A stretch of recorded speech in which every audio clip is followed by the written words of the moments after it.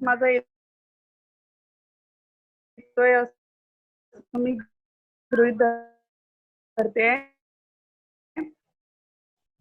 तर मला थोडं सांगायचं आहे, की आपली जी संस्था आहे, आहे जी महिला सक्षमीकरणामध्ये काम करत होती आणि त्यानंतर मग महिला सक्षमीकरण हा विषय आपण निवडला आहे. तर अशी आपली संस्था बऱ्याच क्षेत्रामध्ये काम ओळख निर्माण करण्यासाठी काम केलेलं आहे. विद्यार्थ्यांमध्ये साहस निर्माण करण्यासाठी रॉक क्लाइम्बिंगचं प्रशिक्षण पुरवलेलं आहे. तर सगळ्या क्षेत्रामध्ये काम केल्यानंतर संस्थेला असं वाटलं, की आपण महिला सक्षमीकरणात आपल्याला जास्त चांगला रिस्पॉन्स मिळतो आहे. आपण त्यामध्ये छान काम करू शकतो. तर त्यानंतर मग महिला सक्षमीकरण वरती भर दिला गेला. मग त्यानंतर संस्थेने जे आहे वेगवेगळे उपक्रम राबवलेलं. वेगवेगळ्या महानगरपालिकेसोबत काम केलं. हे काही फोटोज आहेत ज्याच्याबरोबर संस्थेने वेगवेगळ्या संस्थांबरोबर काम केलं आहे. ते मी थोडक्यात तुम्हाला इथे सा दाखवते. काही उद्योजकता सेमिनार घेतले संस्थेने. असे वेगवेगळ्या विभागात संस्थेने काम केलेलं आहे. संस्थेचं मुख्य कार्यक्षेत्र काय तर ज्यांना संस्था ज्या आहे आपल्याकडे अशा लेडीज आहेत, की ज्यांना व्यवसाय करायचा आहे. बऱ्याच वेळा लक्षात येतं लेडीज महिलांना वाटतं काय करायचं, व्यवसाय करायचा, काय करू? सुरुवात करतच नाही. त्यांना आपली मार्गदर्शन करते. ज्यांचे व्यवसाय आहे, तर त्यांना कसं वाढवायचा व्यवसाय, पुढे कसं जायचं? ह्या कॉम्पिटिशनच्या जमान्यात तुम्हाला वेगळेपण काय करायचंय? तर त्यासाठी गट हा आपला पॉइंट आहे, प्लस पॉइंट आहे. बचत गटासाठी संस्थेने बरेच काम केलेले आहे. तर आपण काय करतो? जे स्वयंरोजगार ज्यांना सुरू करायचा आहे, अशांना आपण व्यवसाय चालू करण्यासाठी, सुरू करण्यासाठी प्रोत्साहन आणि आत्मविश्वास, की बाबा मी करू शकते, की नाही करू शकत, हे त्यांना विश्वासच नसतो. तर त्यासाठी आमची संस्था वेगवेगळे वर्कशॉप घेते आणि त्यांना प्रोत्साहित करते, की तुम्ही करू शकता. व्यवसाय शिबिर हा आमचा असा प्लॅटफॉर्म आहे जिथे मार्गदर्शनाचा, जिथे तुम्ही व्यवसाय कसा करायचा, कोणता व्यवसाय करायचा, गव्हर्नमेंटचे लायसन्स काय आहेत गरजेचे, यापासून मार्गदर्शन केलं जातं. तसंच तुम्हाला जर व्यवसाय सुरू करायचा असेल तर प्रोडक्ट कसं निवडायचं आणि पुढे त्याची सुरुवात कशी करायची, नेता येईल व्यवसाय, याबद्दल संस्था मार्गदर्शन करते. तुमचा व्यवसाय सुरू झाल्यानंतर जे डिजिटल गोष्टी तुम्हाला गरजेच्या आहेत ज्या आजकालच्या काळात, ते संस्था तुम्हाला अवेअर करतं, की तुम्हाला कसं करायचं आहे.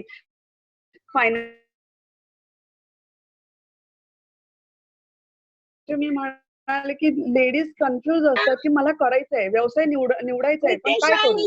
तर मग अशा वेळी आपली संस्था जी आहे वैयक्तिक मार्गदर्शन करते आणि त्यांना सांगते, की कशाप्रकारे तुम्ही व्यवसाय करू शकता. आणि ज्यांचा व्यवसाय आहे, तर त्यांच्यासाठी संस्थेचे वेगवेगळे मार्केटिंग प्लॅटफॉर्म आहेत. जर त्यांना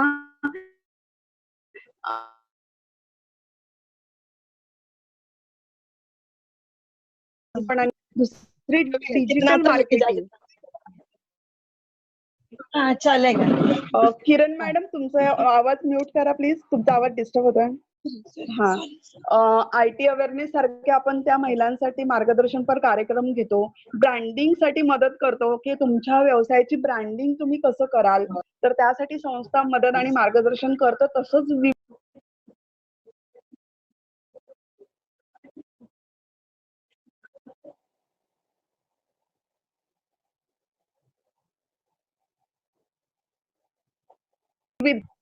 तर त्यासाठी संस्था मार्गदर्शन करते. विविध काउन्सिलिंग होतं. तुमचा व्यवसाय वाढवायचा कसा, एकत्र येऊन काय करायचंय, आत्ताचा जो आपला काळ आहे, ती संस्था खूप मोठं पाऊल उचलणार आहे. तुम्हाला ती संस्था खूप छान काम करते. कार्यक्रम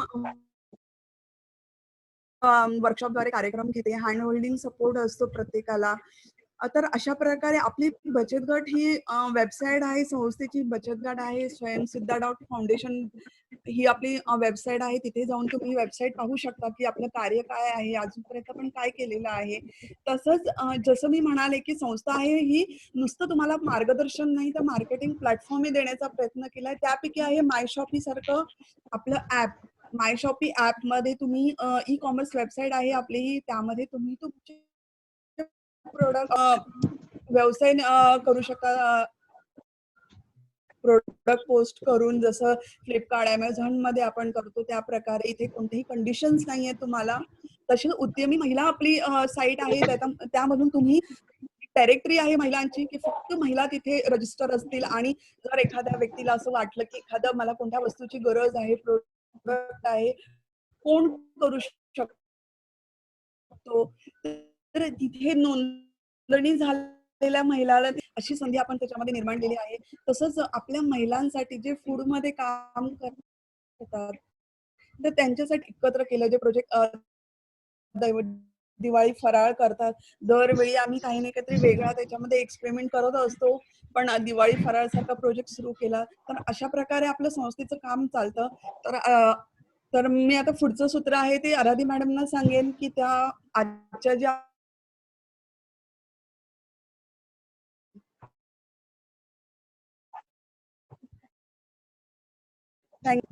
येस, थँक्यू मेघना मॅडम. माझा आवाज ऐकू येतोय? हो. ओके. मग पुन्हा सर्वांचं स्वागत. स्वयंसिद्धाबद्दल मेघना मॅडमने तुम्हाला माहिती दिली आहे. आपल्या जुन्या मेंबर्सना संस्थेची माहिती आहे, पण नवीन मेंबर्सना पण कल्पना आली असेल. माय शॉपी, उमंग, स्वयं कलेक्शन, दिवाळी फराळ, उमंग असे वेगवेगळे प्लॅटफॉर्म आम्ही तयार केलेले असून आजचा कार्यक्रम उमंग मंचातर्फे आयोजित करण्यामध्ये काही ठळक वैशिष्ट्ये आहेत. A beautiful dress can change personality, but beautiful behaviour can change life. या ओळीचा अर्थ मी समजवण्यापेक्षा आज आपल्याकडे आल्या आहेत रेश्मा रामपूरकर. त्या जास्त चांगल्या पद्धतीने समजावतील. रेश्मा मॅडम बद्दल बोलायला बरंच काही आहे. आपल्या कारकिर्दीची सुरुवात त्यांनी अभिनयापासून केली करत पर्सनॅलिटी डेव्हलपमेंट मध्ये उच्च पदवी मिळवून जागतिक पातळीवर ट्रेनिंग देतात.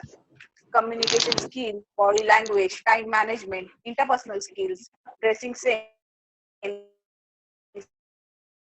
एटिकेट्स आणि बरेच काही असे वेगवेगळे विषय त्यांनी हाताळले आहेत. खूप महिला उद्योजकांना त्यांनी कॉन्फिडेंटली तयार केलं आहे पर्सनॅलिटी डेव्हलपमेंट मध्ये. म्हणतात ना, first impression is a last impression. आता मी बरंच काही बोलणार नाहीये. पुढची विनंती मी रेश्मा मॅडमना करते की त्यांनी कार्यक्रमाची सूत्र आपल्या हातात घ्यावी. Thank you Reshma madam. नमस्कार मैत्रिणींनो, माझं नाव रेश्मा रामपूर. आराधी ठाकूर यांनी माझ्याबद्दल 4 चांगले शब्द बोलले, त्याच्यासाठी त्यांचं धन्यवाद. मेघना मॅडम, तुमचं सुद्धा धन्यवाद. तुम्ही स्वयंसिद्ध बद्दल थोडी माहिती मलाही आज मिळाली. ही संधी दिल्याबद्दल मी तुमचे आभार मानते आणि मला फार आनंद होतोय की एवढ्या सगळ्या महिला लॉकडाऊनच्या पिरियडमध्ये आपली घरं सांभाळून या प्लॅटफॉर्मवर येऊन नवीन काहीतरी शिकण्याचा प्रयत्न करतात. सो मी जास्त वेळ न घालवता विषयाला सुरुवात करते. आजचा आपला मेघना मॅडम, मला स्लाइड शो सुरू करायचा आहे. तुम्ही शेअर करा ना तुमच्या ह्याच्यावर. होस्टने डिसेबल केले, तुम्हाला एनेबल करावं लागेल. मेघना मॅडम, त्यांना स्क्रीन शेअरिंग. हॅलो मेघना मॅडम. हा मेघना मॅडम, मला ऐकू? हा मेघना मॅडम, मला स्क्रीन शेअरिंग लागेल तुमच्याकडनं. परमिशन द्यावी लागेल तुमच्या स्क्रीनवर. ओके, चालेल.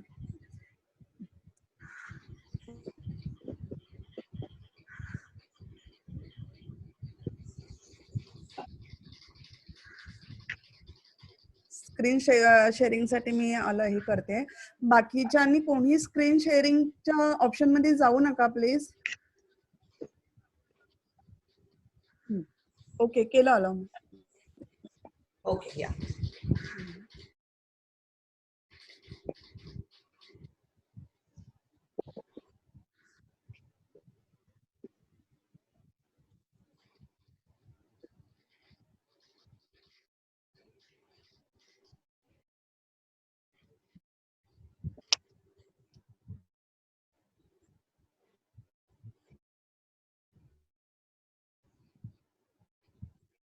प्रोफेशन सॉफ्ट स्किल्स ट्रेनिंग आणि हा शब्द कधीसाठी नसेल. काही लोकांना पर्सनॅलिटी डेव्हलपमेंट, माझं जास्त ट्रेनिंग मी इंग्लिशमध्ये काहीसाठी मी ओळखू शकते किंवा मला शब्द सापडले नाही तर मी इंग्लिश टर्म्स वापरेन. इन केस तुम्हाला जर त्या टर्म्स कळल्या मधनं आपण शिकत असतो.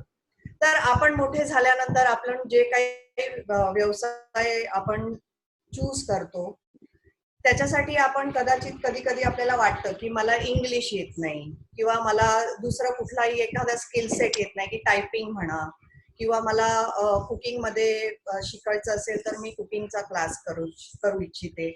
म्हणून आपण कुठेतरी जाऊन आपण ते शिकण्याचा प्रयत्न करतो. म्हणजे आपण काय करतो, आपण लर्न करतो, आपण शिकायला जातो किंवा त्या गोष्टीला शिकण्यासाठी आपण त्याच्यामध्ये इन्व्हेस्ट करतो आपला टाइम, आपली एनर्जी, आणि आपण तो नवीन स्किल सेट आपण शिकतो. आपण तो का शिकतो?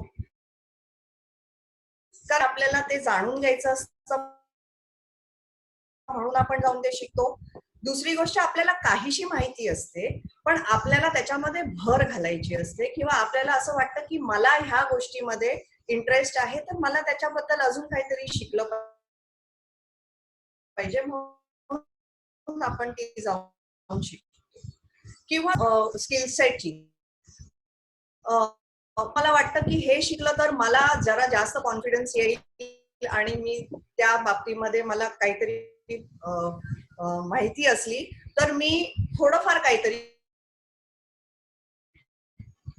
ते स्किल सेट किंवा ते आपण शिकतो किंवा आपण ह्या गोष्टींमध्ये काय इन्व्हेस्ट करतो, आपला वेळ, आपले पैसे, कारण त्याच्यामुळे आपल्या पर्सनॅलिटीमध्ये काहीशी भर पडते, आपलं नॉलेज वाढतं, आपल्याला थोडंसं एक्सपोजर मिळतं. आपल्याला काही गोष्टी माहित असल्या तर आपल्याला असं वाटतं की हा 4 लोकांमध्ये गेल्यानंतर आपण त्या विषयाबद्दल किंवा आपण त्या प्रोफेशन मध्ये असलो तर त्याच्याबद्दल आपल्याला थोडीफार माहिती असते, पुरेशी नसली तरी. मग आपला कॉन्फिडन्स लेवल वाढतो आणि आपल्याला थोडासा कॉन्फिडन्स लेवल वाढल्यानंतर आपण त्या क्षेत्रामध्ये गेल्यानंतर किंवा तुम्ही मार्केटमध्ये उतरल्यानंतर त्या स्किल सेट बद्दल जेव्हा आपल्याला थोडासा कॉन्फिडन्स असतो आणि आपल्याला असं वाटतं की आता हा स्किल सेट मी शिकले आहे आणि मला त्याच्यावर प्रभुत्व मिळालं आहे किंवा माझ्याकडे सर्टिफिकेशन आहे, तर तुमची मार्केट व्हॅल्यू वाढते. ऑलराईट. तर शिक्षण हा भाग तर महत्वाचा असतोच, पण बऱ्याच अशा गोष्टी असतात ज्या शिक्षणाच्या व्यतिरिक्त आपल्याला स्वतःहून शिकाव्या लागतात किंवा डेव्हलप कराव्या लागतात. ओके, त्याच गोष्टीला आपण पर्सनॅलिटी डेव्हलपमेंट असं म्हणतो. आता पर्सनॅलिटी डेव्हलपमेंट ही एक फार जुनी टर्म आहे. एक 20 वर्षांपूर्वी लोकांना पर्सनॅलिटी डेव्हलपमेंट ह्या नावाने लोक जाऊन ह्याच कारकिर्दीत किंवा ह्याच क्षेत्रामध्ये जाऊन स्किल सेट शिकत असायचे किंवा नवीन गोष्टींबद्दल माहिती घ्यायचे. आता जसं जसं आपण पुढे जातो तसं तसं त्याच पर्सनॅलिटी डेव्हलपमेंटला आजच्या दिवसांमध्ये इमेज मॅनेजमेंट असं म्हणतात. तर तुम्ही पर्सनॅलिटी डेव्हलपमेंट म्हणा किंवा इमेज मॅनेजमेंट म्हणा, आपण करतो सेमच गोष्ट आहे. आता इमेज मॅनेजमेंट किंवा पर्सनॅलिटी डेव्हलपमेंट मध्ये 2 भाग असतात. पहिला भाग असतो इमेजचा आणि दुसरा भाग असतो सॉफ्ट स्किल्सचा. मी थोडीशी ह्याच्याबद्दल माहिती देते म्हणजे आपल्याला नक्की कळेल की आपण कुठल्या गोष्टींमध्ये आपल्याला पुरेशी माहिती नाहीये आणि आपण डिसाईड करू शकतो की मला इमेज करायचा आहे किंवा ह्या इमेज मध्ये मी थोडी कमी पडते, मला ह्याच्यामध्ये काहीतरी शिकलं पाहिजे, किंवा सॉफ्ट स्किल्स. आता हे दोन्ही जे भाग आहेत, इमेज आणि सॉफ्ट स्किल्स, या प्रत्येक इंडिव्हिज्युअल पर्सनला म्हणजे एका व्यक्तीला दोन्ही गोष्टी गरजेच्या असतात.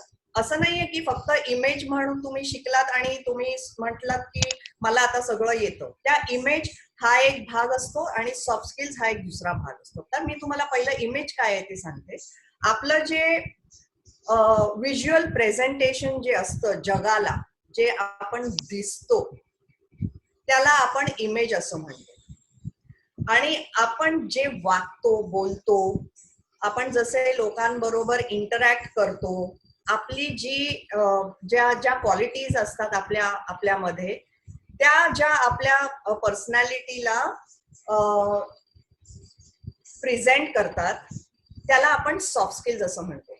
मग मी तुम्हाला ते नीट जर एक्सप्लेन करू शकले नाही तर मी तुम्हाला टर्म्स सांगते, म्हणजे तुम्हाला लक्षात येईल की सॉफ्ट स्किल्स म्हणजे काय.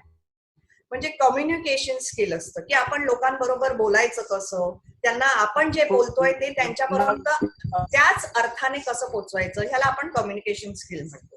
बॉडी लँग्वेज असू शकतं की आपली बॉडी थ्रू आपले जे मेसेजेस जातात, आपण जसे वागत असतो ते लोक बघत असतात, ऑब्झर्व करत असतात ना. ते बॉडी लँग्वेज बघून लोकांना तुमच्याबद्दल बरेचसा अंदाज ते मांडू शकतात. त्याला आपण सॉफ्ट स्किल्स म्हणतो की जे आपल्याला ह्या गोष्टीचं हे आपल्या पर्सनॅलिटीमध्ये हे दडलेलं असतं. आपल्याला ते दिसत नाही, लोकांना दिसत असतं.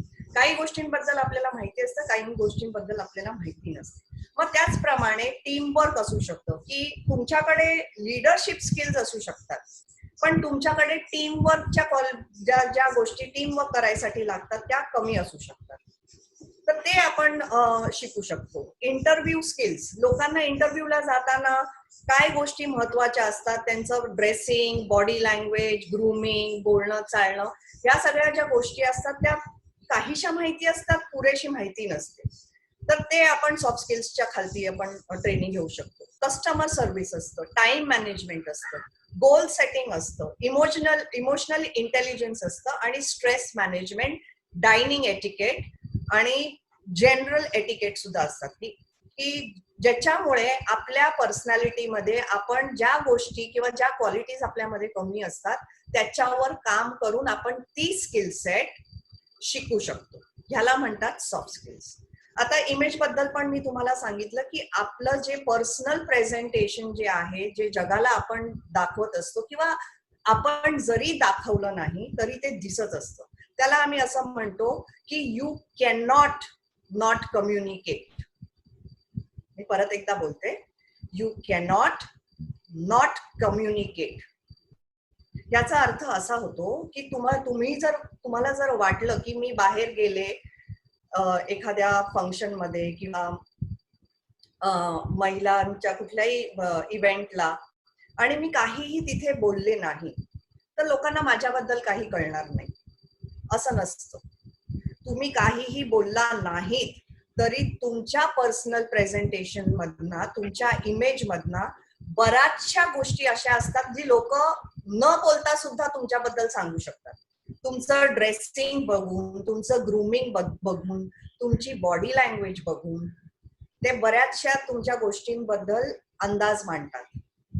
आणि हे अंदाज मांडून त्यांना तुमच्या पर्सनॅलिटी बद्दल एक काहीसा अंदाज येतो, ज्याच्यावरनं ते बोलू शकतात की तुम्ही किती कॉन्फिडंट असू शकता, तुमची फायनान्शियल बॅकग्राऊंड काय असू शकते, तुमचं एज काय असू शकतं, तुमचं एज्युकेशन साधारण किती असेल, तुम्ही कुठल्या बॅकग्राऊंड मधनं येतात, तुमचा एक्सपिरियन्स काय असतो. ह्या सगळ्या गोष्टी तुम्ही न बोलता सुद्धा कम्युनिकेट करत असता. म्हणून आपण असं म्हणतो की तुम्ही काहीही बोलला नाही तरी यू आर स्टील कम्युनिकेटिंग. बोलल्यानंतर जे आपण कम्युनिकेट करतो हा नंतरचा भाग आहे. सो आजचा आपला विषय आहे इमेज बद्दलचा. आपण आज थोडंफार आपल्या ड्रेसिंग आणि पर्सनल प्रेझेंटेशन वर बोलूया. तर मी तुम्हाला सांगितलं की पर्सनॅलिटी डेव्हलपमेंट याला आपण इमेज मॅनेजमेंट सुद्धा बोलू शकतो किंवा पर्सनल प्रेझेंटेशन बोलू शकतो किंवा अपिअरन्स सुद्धा बोलू शकतो. आता मला एक प्रश्न तुम्हाला असा विचारायचा आहे की आपण कुठेही बाहेर जाताना जे आपले कदाचित एखादं इम्पॉर्टंट ओकेजन असू शकतो, जसं मी इथे स्क्रीनवर म्हणलं आहे की आपल्याला एखाद्या प्रॉस्पेक्टिव्ह क्लायंटला भेटायला जायचंय, किंवा आपल्याला एखाद्या इंटरव्ह्यूला भेटायला जायचंय, किंवा आपल्याला एका प्रॉस्पेक्टिव्ह ब्राईड किंवा ग्रूमला म्हणजे लग्नासाठी आपल्या पार्टनरला भेटायला जावं लागत असेल, किंवा एखाद्या वेडिंगला, इव्हेंटला किंवा पार्टीलाही जायचं असेल, तर आपण कसे तयार होऊन जातो? आपण एफर्ट घेतो की आपण जेव्हा कोणाला भेटायला जाऊ, ह्या चारही गोष्टींपैकी कुठल्याही एका व्यक्तीला आपल्याला भेटायला जायचं असेल, मीटिंग असू दे, इंटरव्ह्यू असू दे, आपला प्रॉस्पेक्टिव्ह लाईफ पार्टनर असू दे किंवा वेडिंग इव्हेंट असू दे, आपण ह्या सगळ्यांना ह्या ठिकाणी जाताना खूप लक्षपूर्वक तयार होऊन जातो. का जातो आपण लक्षपूर्वक तयार होऊन? आपण वेळ घेतो, तयारी करतो, व्यवस्थित इस्त्री केलेले कपडे घालतो, केस व्यवस्थित बांधतो, थोडासा मेकअप लावतो आणि जे बेस्ट ऑफ द गोष्टी आहेत, आपण वी इवन वेअर परफ्युम्स, आणि आपण हे सगळ्या गोष्टींची ताकीद घेऊन आपण तयार होतो आणि जातो. का जातो आपण? मला प्रश्नाचं उत्तर कसं मिळू शकतं? कोणी बोलू? मेघना मॅडम, कोणी काही बोलायला तयार असेल तर मला ऐकायला आवडेल. पटकन. हा, पटकन. प्रॉस्पेक्टिव्ह क्लायंट आणि इंटरव्ह्यूला मला असं वाटतं की डिसेंट फॉर्मल आपण गेलं पाहिजे. फॉर्मल म्हणजे त्याच्यामध्ये दोन्ही येतात, एकतर पंजाबी ड्रेस सूट किंवा शर्ट ब्लेझर आणि ट्राउझर. आणि असावरी, सॉरी, मी तुम्हाला असं विचारतोय, आपण एवढे कष्ट घेऊन तयार का होतो? यासाठी होतोय कारण आपलं इम्प्रेशन चांगलं पॉझिटिव्ह गेलं. Correct, correct. तुम्ही एका शब्दात मला माझं उत्तर दिलेलं आहे. Thank you very much. की आपलं इम्प्रेशन त्या व्यक्तीवर चांगलं पडणं किंवा पॉझिटिव्ह पडणं हे फार गरजेचं असतं. म्हणजे आपण कसे दिसतो, का आपण तयार होतो? कारण का आपल्याला प्रेझेंटेबल दिसायचं असतं, आपल्याला चांगलं दिसायचं असतं, आपल्याला लोकांना आपण आवडलं पाहिजे, म्हणून आपण तयारी करतो आणि म्हणून आपण ड्रेसअप होऊन बाहेर जातो. अर्थात काय, तर आपल्याला लोकांना इम्प्रेस करायचं असतं. आता इम्प्रेस करायचं असतं का? कारण का ही जे तुमची जी लाईफ, तुम्हाला जेव्हा लोकांना तुम्ही आवडता, तुम्ही चांगले दिसता, तुमचं पर्सनल प्रेझेंटेशन चांगलं असतं, तेव्हा तुमचं फर्स्ट इम्प्रेशन जे असतं ते त्यांच्या मनावर बिंबवलं जातं. ओके, आता मी पटकन ह्याचा ऑपोजिट तुम्हाला सांगते, म्हणजे आपल्याला कळेल की मी नक्की काय म्हणते. की तुम्ही अगदी असं काहीही लक्ष देऊन तयारी न करता चुरलेले कपडे घातले, केस कसे तरी बांधले आणि घरच्या कपड्यांमध्येच तुम्ही जर निघून गेलात, तर दुसऱ्या समोरच्या व्यक्तीला काय वाटेल?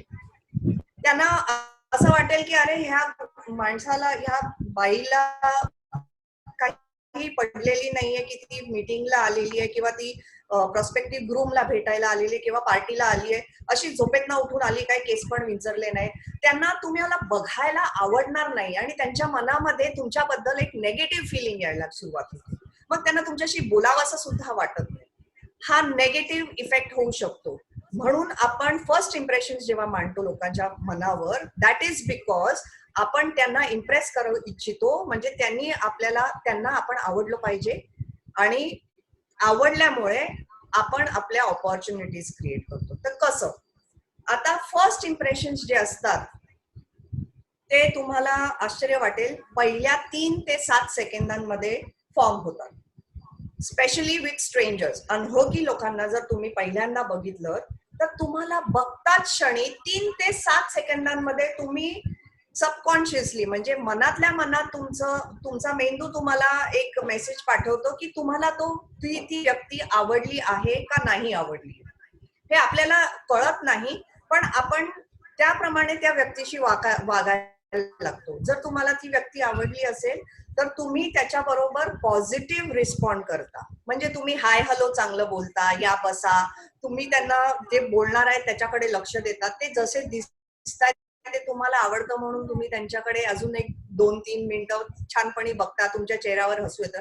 हा एक प्लेझंट एक्सपिरियन्स आपण त्या समोरच्या माणसाला देत असतो.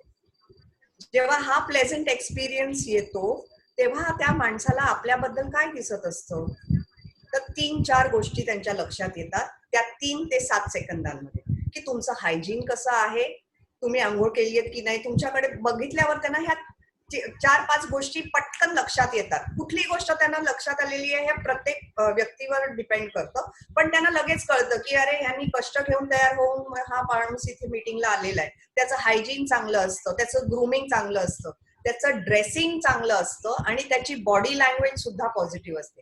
ह्या 3-4 गोष्टी ज्या आहेत त्या त्यांना लगेच त्या 3 ते 7 सेकंदामध्ये पटकन एका क्षणामध्ये आपल्याला कळतं की ही व्यक्ती किती पॉझिटिव्ह आणि प्लेझंट लुकिंग आहे किंवा नाही आहे. तुम्हाला त्यांना एंटरटेन करायचं आहे का नाही एंटरटेन करायचंय, त्यांना बघितल्यावरच आपल्याला ते कळतं. आणि हे का होतं, आपले हे फर्स्ट इम्प्रेशन्स कसे मांडले जातात, आपले फर्स्ट इम्प्रेशन्स 3 ते 7 सेकंदात मांडले जातात, कारण आपली ह्युमन ब्रेन जो आहे तो बेसिकली फोटोग्राफिक असतो. म्हणजे जे चित्र आपल्याला दिसतं डोळ्यांनी ते पटकन आपल्या मनामध्ये, माइंडमध्ये किंवा आपल्या मेंदूवर त्याचं एक मेसेज जातो आणि तो मेसेज पॉझिटिव्ह किंवा नेगेटिव्ह इम्प्रेशन तयार करतो. ओके, म्हणून first impressions are very very important. या first impressions, you do not get a second chance to make first impressions. एकदा का ते इम्प्रेशन कुणाच्या आपण माइंडवर बिंबवलं तर ते खोडता येत नाही, स्पेशली नेगेटिव्ह इम्प्रेशन. कारण ते जर नेगेटिव्ह इम्प्रेशन म्हणून जे जर गेलं तर ते खोडून काढायला तुम्हाला कदाचित खूप कष्ट करावे लागतील, तेव्हा ते जाऊन over a period of time तुम्ही ते मिटवू शकता. त्यामुळे we have to be very careful with our personal presentation, की आपलं फर्स्ट इम्प्रेशन आपण लोकांसमोर कसं मांडतो. आता ह्याच पॉइंटला मी पटकन एक्सटेंड करून तुम्हाला सांगते की तुम्ही कुठल्याही इम्पॉर्टंट फंक्शनला जातानाच तुम्ही तयारी केली पाहिजे आणि तेव्हाच तुम्ही तुमचं इम्प्रेशन मांडलं पाहिजे असं नसतं. तुम्ही डेली बेसिसवर जर तसे कन्सिस्टंटली दिसत राहिलात की तुम्ही रोजच चांगले ग्रूम्ड असतात, रोजच वेल ड्रेस्ड असतात, रोजच तुम्ही तुमची स्वतःची काळजी घेता आणि रोजच तुम्ही तेवढे चांगले दिसता, तर लोकांना माहिती असतं की अरे ही व्यक्ती खूपच पॉझिटिव्ह इम्प्रेशन रोजच्या रोज क्रिएट, कन्सिस्टन्सी असते, तेव्हा तुमची ब्रँडिंग व्हायला सुरुवात होते. हा शब्द खरं तर ब्रँड प्रेझेन्स मध्ये आम्ही वापरतो जेव्हा आम्ही ब्रँडिंगवर काम करतो तेव्हा. पण मी तुम्हाला थोडक्यात सांगते की असं नाहीये की तुम्हाला कुठल्या तरी इम्पॉर्टंट मीटिंगला जायचं असेल किंवा ओकेजनला जायचं असेल तरच तयार व्हायचं.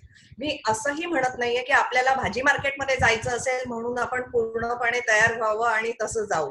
नाही, माझा आता मी भाजी मार्केटचा जर एक्झाम्पल देते तर तुम्हाला मी थोडक्यात सांगते की मी असं नाही म्हणते की पूर्ण तयारी करा आणि जा, पण तुम्ही विटलेले कपडे घालू नका, एक व्यवस्थित साधीसा पोनीटेल बांधा, शेपलेस झालेले कपडे घालू नका, खराब झालेले किंवा जे फेकून देण्याचे असतील असं तुम्ही फिरू नका. साधासा घरचा सलवार कमीज, एक साधासा पोनीटेल आणि व्यवस्थित नीटनेटकेपणे जरी गेला तरी तुम्हाला वाटतं की मार्केटमध्ये जाताना कोणी मेकअप आणि तयारी करून येत नाही, पण दिसताना तो माणूस चांगलाच दिसतो.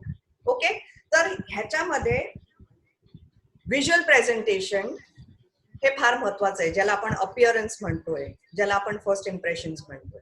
तर हे 3 V's काय आहेत जर तुम्हाला स्क्रीनवर दिसत असेल तर व्हिज्युअल प्रेझेंटेशन जे आपलं प्रत्येकाचं असतं ते 55% असतं. म्हणजे व्हिज्युअली जेवढं आपल्याबद्दल लोक बघतात त्याचे टक्के म्हणजे त्याचा पोर्शन सगळ्यात जास्ती असतो. आणि त्याच्यानंतर असतं व्होकल, म्हणजे आपण जसे बोलतो ते 38% असतं आणि व्हर्बल म्हणजे आपण जे शब्द वापरतो त्याचा इम्पॅक्ट किंवा इफेक्ट आपल्या मेंदूवर 60% असा होतो. त्यामुळे पर्सनल प्रेझेंटेशन किंवा तुमचं इम्प्रेशन, फर्स्ट इम्प्रेशन, तुमचं अपिअरन्स हे किती महत्वाचं आहे हे तुमच्या लक्षात येत आहे. कोणाला काही प्रश्न विचारायचे आहेत, any input, anybody wants to quickly in 1 minute I will take that.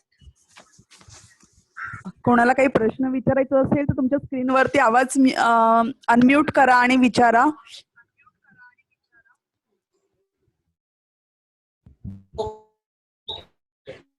किंवा रेस हँड करा. हॅलो. हा हा बोला बोला चालन हो चालन मॅडम. हॅलो. हा बोला. येतोय आवाज? बोला शालन मॅडम. हो येतोय बोला. हा. आता प्रश्न विचारायचा आहे मला. फर्स्ट इम्प्रेशन इज इम्पॉर्टंट, बरोबर? आणि त्यासाठी आपण पूर्ण ग्रूम होऊन निघतो, परंतु आणि तिथे त्यावेळी तुम्ही काय करू शकता? हा प्रश्नाचं उत्तर मी तुम्हाला नंतर दिलं तर चालेल? हो नक्की.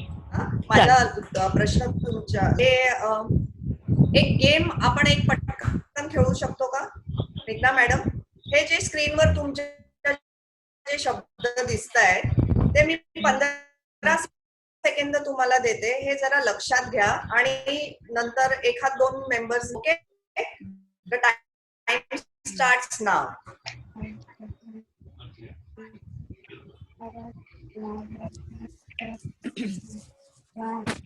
म्यूट वरती आहेत म्हणून जरासे कन्फ्युज असतील की कोण ओपन करून सांगेल.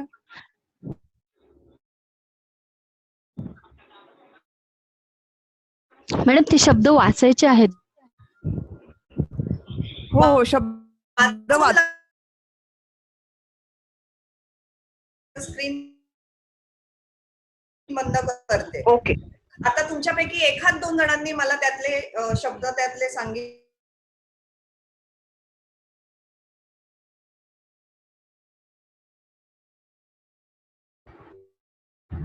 Shubhra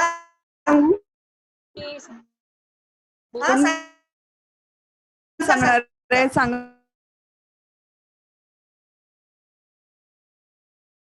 burger, balloon, cat, bell, apple, tree, cake.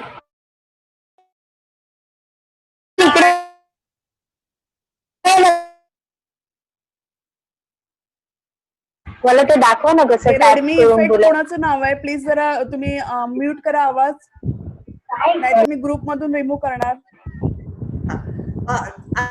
आता मी दुसरी स्लाइड दाखवते, त्याच्यामधनं तुम्ही पण तसंच आपण आता 1 किंवा 2 जणांनाच ते करायला देईल. आय थिंक शुभ्रानी पार्टिसिपेट केलं होतं पहिल्या.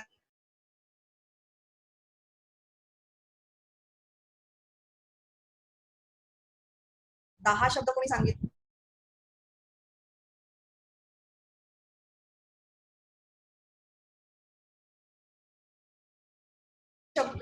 हे चित्र बघायची आहे आणि 15 सेकंड नंतर मी परत दुसऱ्या मग इकडे दिसलं. शुभ्रा. हा मॅडम मी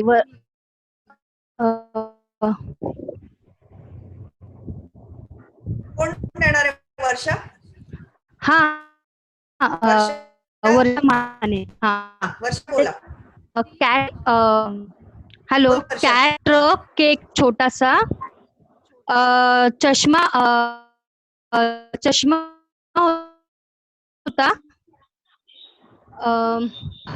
5 झाले. हा 5 झाले. होता. ओके. ट्रक होता. पीस होता. नंतर हाताचा पंजा होता. देन कुत्रा होता. डॉग. ओके. 7 नंबर होता एक. Correct. Very nice. Good. Apple होतं एक. ओके. बस all right. Very nice. Thank you so much. Chart.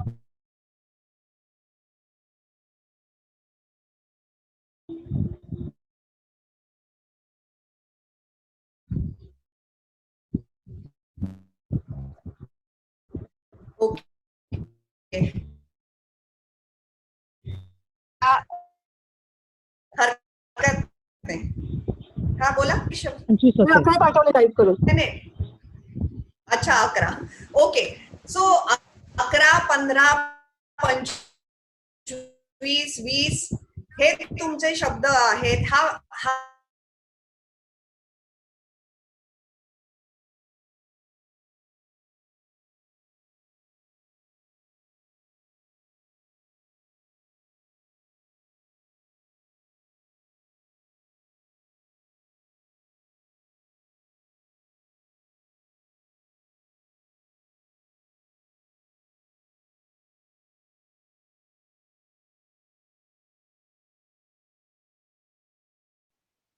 तर आपल्याला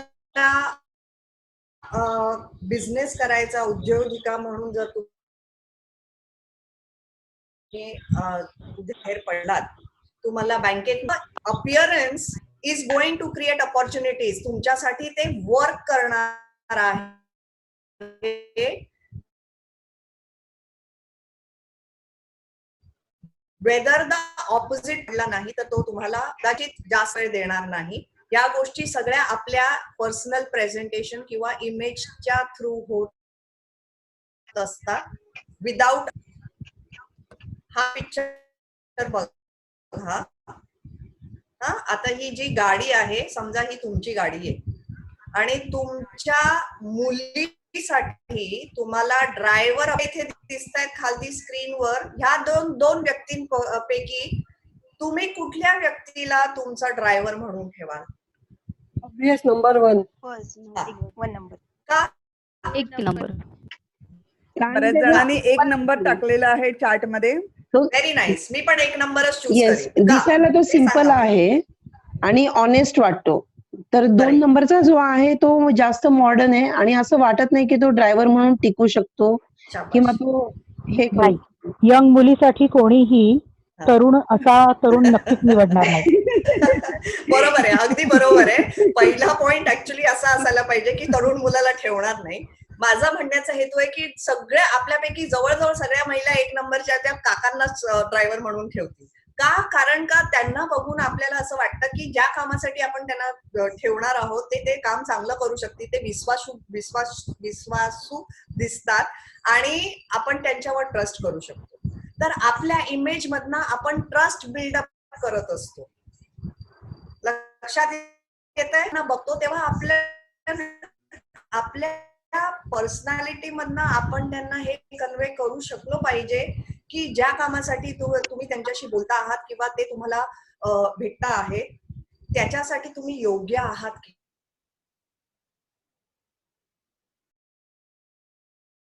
असं बोलून मी असं म्हणत नाही की आपल्या टॅलेंटला काही किंमत नसते, पण हे फर्स्ट. Okay, next one. आता तुम्ही कुठेतरी रात्री एखाद्या पार्टीला लग्नाला गेलेला आहात आणि हे 2 ड्रायव्हर टॅक्सी घेऊन तुम्हाला पिकअप करायला आले, तर तुम्हाला कुठला ड्रायव्हर तुम्ही पिकअप कराल? कुठल्या ड्रायव्हर बरोबर जाल तुम्ही? 1-2 जणांनी उत्तर दिलं तर आवडेल मला. हॉरिबलच दिसतायत पण एक नंबर दोघंही नको. नाही, पण तुम्ही जर दोघांपैकी एका बरोबरही गेला नाही तर तुम्हाला रात्र तिथेच काढावी लागेल. एक चूज करावा. First number. 1 का? नंबर. दुसरा नंबर का नाही? एवढा स्मार्ट आहे, मस्त गॉगल बिगल लावलाय त्यांनी एकदम. स्वतःच्या लुकवर जास्त बरं आहे. इवन तो स्मोक पण करतोय. So in short, okay, very nice. पण तुम्ही त्याच्या बरोबरशी बोललात का? अजूनही नाही. फक्त बघून तुम्ही ठरवलं की मी जाणार नाही. का? कारण का त्याचं फर्स्ट इम्प्रेशन गुंडा मावालीसारखं. आता मी तिला घेऊन जातो,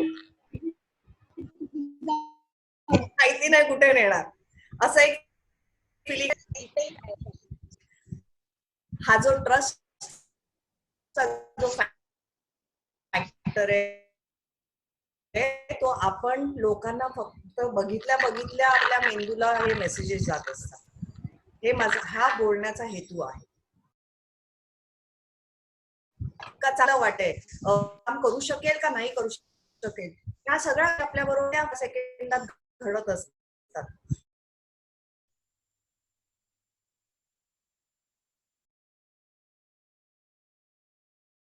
तिन्ही मुली एका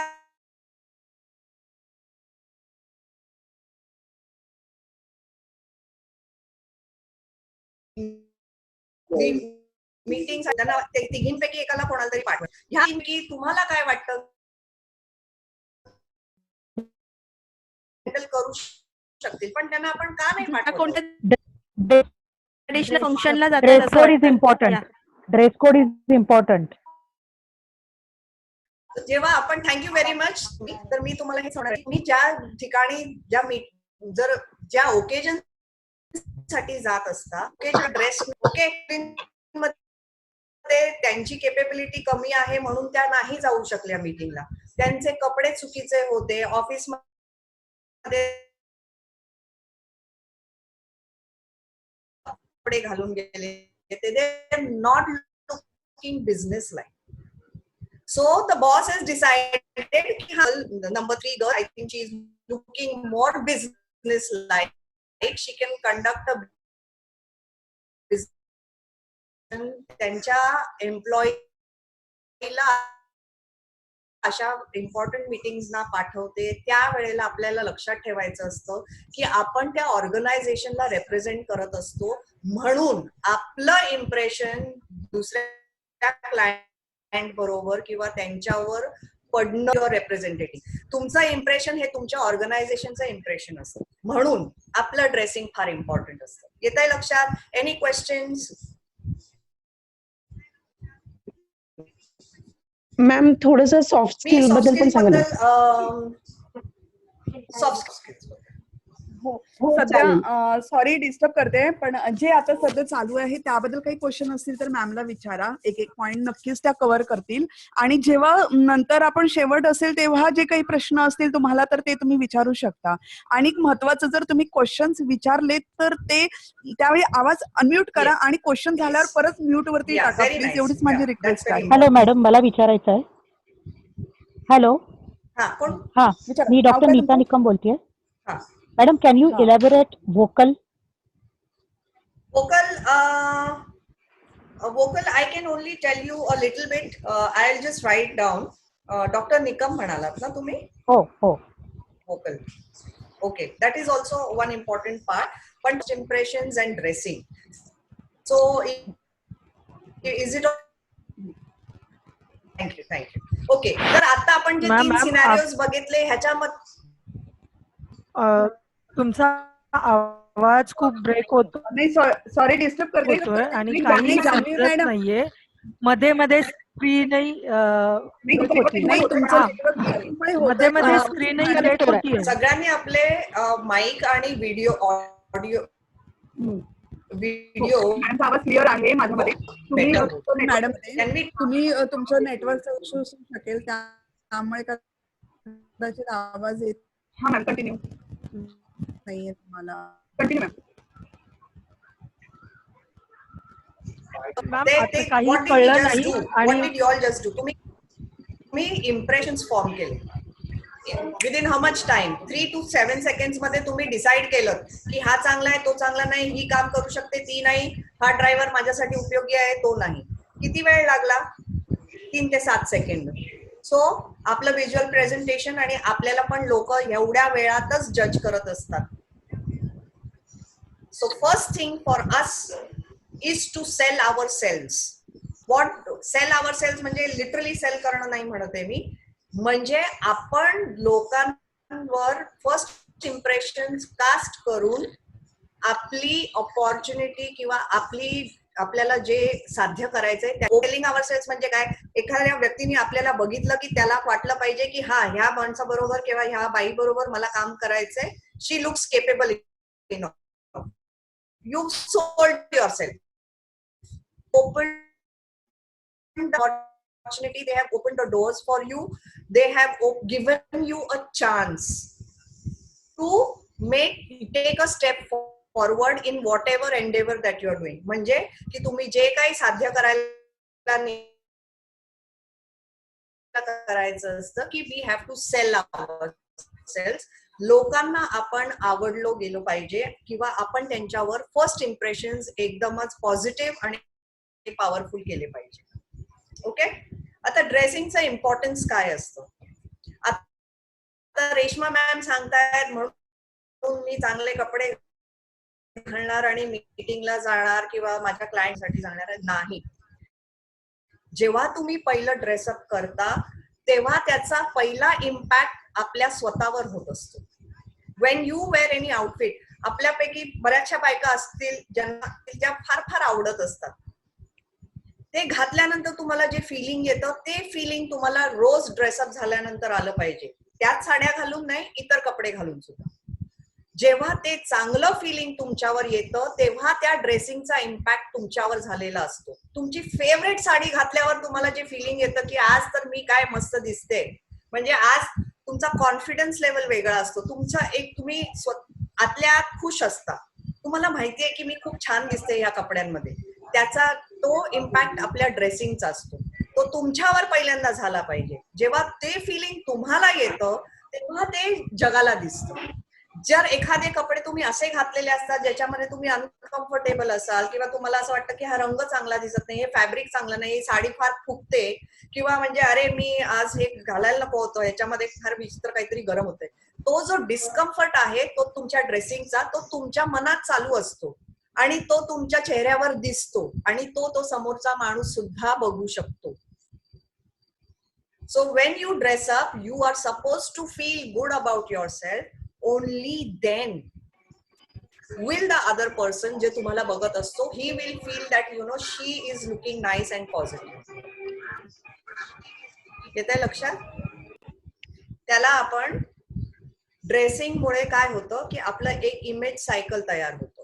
की काय होतं, ड्रेसअप केलं, फार चांगलं वाटायला लागलं की आपण पॉझिटिव्ह विचार करायला लागतो. आपल्याला असं वाटतं की I am top of the world, आज मी जाऊन काहीतरी कर्तबगार काम करूनच येणार आहे.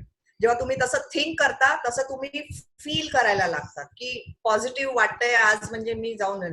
ते फिलिंग, पॉझिटिव्ह फिलिंग्स तुमच्यामध्ये जेव्हा येतात तेव्हा तुम्ही ते ऑपोजिट पर्सनला ज्याला भेटता, ज्याच्याशी तुमचं काम असतं किंवा इतर कोणीही तुमच्या आजूबाजूला राहणारी लोक वगैरे जे असतात ते तुमच्याकडे बघून बघतात की वा काय झालं आज, फार छान मूड मध्ये तू. हे तुमचं आतलं फिलिंग असतं.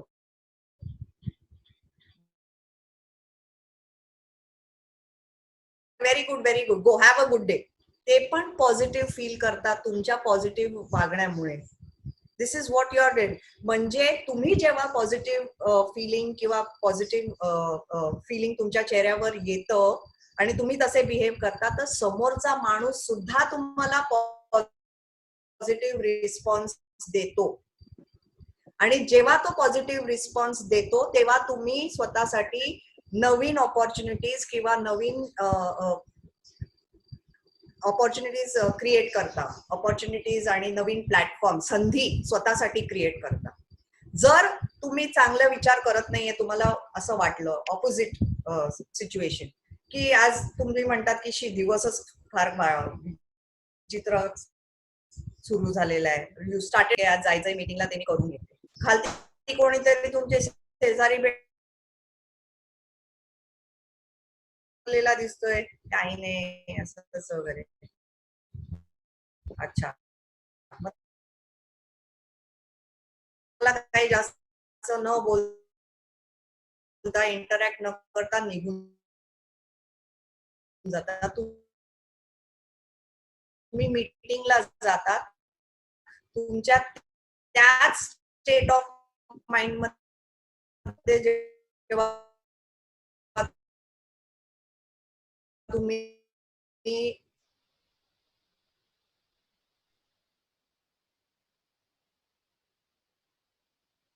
वाचू आणि आम्ही तुम्हाला कळवू. तुमची अपॉर्च्युनिटी तुम्ही तुमची दारं बंद केली तिथेच. दिस इज हाव असतं. ड्रेसिंग मुळे सुद्धा होत असतं, त्याच्यामध्ये अजून काही भाग सुद्धा असतात, पण असा इम्पॅक्ट आपल्यावर ड्रेसिंग मुळे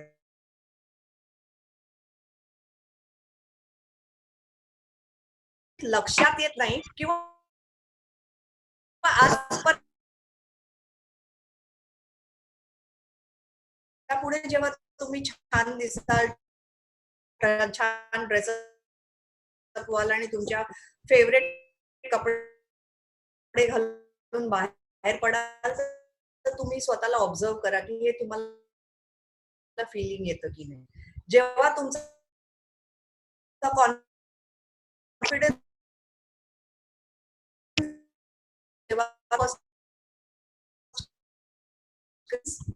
automatic create you open doors for yourself. हे बेनिफिट्स आहेत ड्रेस ह्या केपेबल गांधी यांचं उदाहरण घेतलेलं आहे.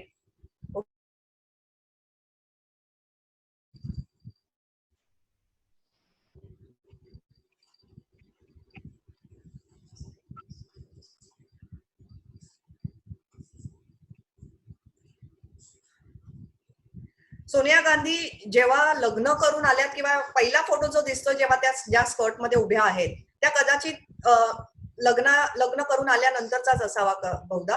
त्या स्कर्ट म्हणजे त्या इटालियन आहेत, इटलीवरनं आल्या होत्या, त्यामुळे त्यांचं ड्रेसिंग वेस्टर्न होतं. पण भारताच्या प्रधानमंत्री इंदिरा गांधी यांची सून झाल्या होत्या तेव्हा राजीव गांधी आपले पंतप्रधान नव्हते. तेव्हा लग्न झाल्यानंतर हा जो दुसरा पिक्चर आहे त्यांनी भारताच्या प्रधानमंत्रींच्या सून म्हणून लोकांसमोर पब्लिक समोर दिसणार होत्या. म्हणून त्यांनी इंडियन अटायर की मी ह्या फॅमिलीमध्ये आता आले आहे आणि आता मी पॉलिटिशियन फॅमिलीला बिलॉंग करते हे दाखवण्यासाठी त्यांनी की मी ऍक्सेप्ट केला आहे की माझा हा जो नवीन रोल आहे ते दाखवण्यासाठी त्यांनी त्यांच्या ड्रेसिंग मध्ये बदल आणला. नंतर राजीव गांधी प्राईम मिनिस्टर झाल्यानंतर त्यांनी परत त्याच टाईपचे म्हणजे साड्या नेसून हे त्यांना सपोर्ट करण्यासाठी त्यांचं इमेज की मी एका इंडियन पॉलिटिकल बॅकग्राऊंड मधल्या फॅमिलीशी लग्न केलेलं आहे आणि मी ऍक्सेप्ट करते की मी त्या पॉलिटिकल फॅमिलीमध्ये आहे, तर ते सपोर्ट करण्यासाठी त्या इंडियन कपड्यांमध्ये जास्त दिसू लागल्या. ओके. मग जसे जसे दिवस पुढे गेले त्या काँग्रेस प्रेसिडेंट झाल्या, त्यांनी त्यांचं अटायर बदललं. त्यांनी त्या खादी कपड्यांमध्ये जास्त दिसू लागल्या. जे आपले पॉलिटिशियन जेव्हा ड्रेसअप करतात तेव्हा कॉटनचे कपडे, खादीचे कपडे घालतात. संध्याकाळच्या फंक्शन्सना जायचं असेल तरीही त्यांनी सिल्कची साडी नेसली आहे, छोटी बॉर्डरवाली, पण साडीच नेसली आहे. त्याच्यातनं त्या काय मेसेज देत आहेत की त्यांनी त्यांचा जो नवीन रोल आहे त्याप्रमाणे ते लोकांना मेसेज देत आहेत की येस मी हे कम्प्लिटली ऍक्सेप्ट केलेलं आहे आणि मी ह्या काँग्रेस प्रेसिडेंट पार्टीची हेड आहे आणि आय एम अ इंडियन नाव, नॉट अन इटालियन. त्या मीटिंग्सला जाताना हा जो शेवटचा पिक्चर आहे, जेव्हा कदाचित त्या इंटरनॅशनल मीटिंग्सला किंवा मोठ्या हाय लेवल मीटिंग्सला जात असतील तेव्हा त्यांनी सूट सुद्धा घातलेला आहे, पण साडी त्यांनी तशीच ठेवली. I am completely committed to Congress, to India, and I am representing that right now. Okay? So, Priyanka Gandhi त्यांची मुलगी, ह्या त्यांचा कदाचित पर्सनल लाईफ मध्ये त्या अशा ड्रेसअप करतात, ज्याच्याशी म्हणजे पार्टीला जात असतील किंवा वेस्टर्न कपडे घालून त्या फिरत असतील.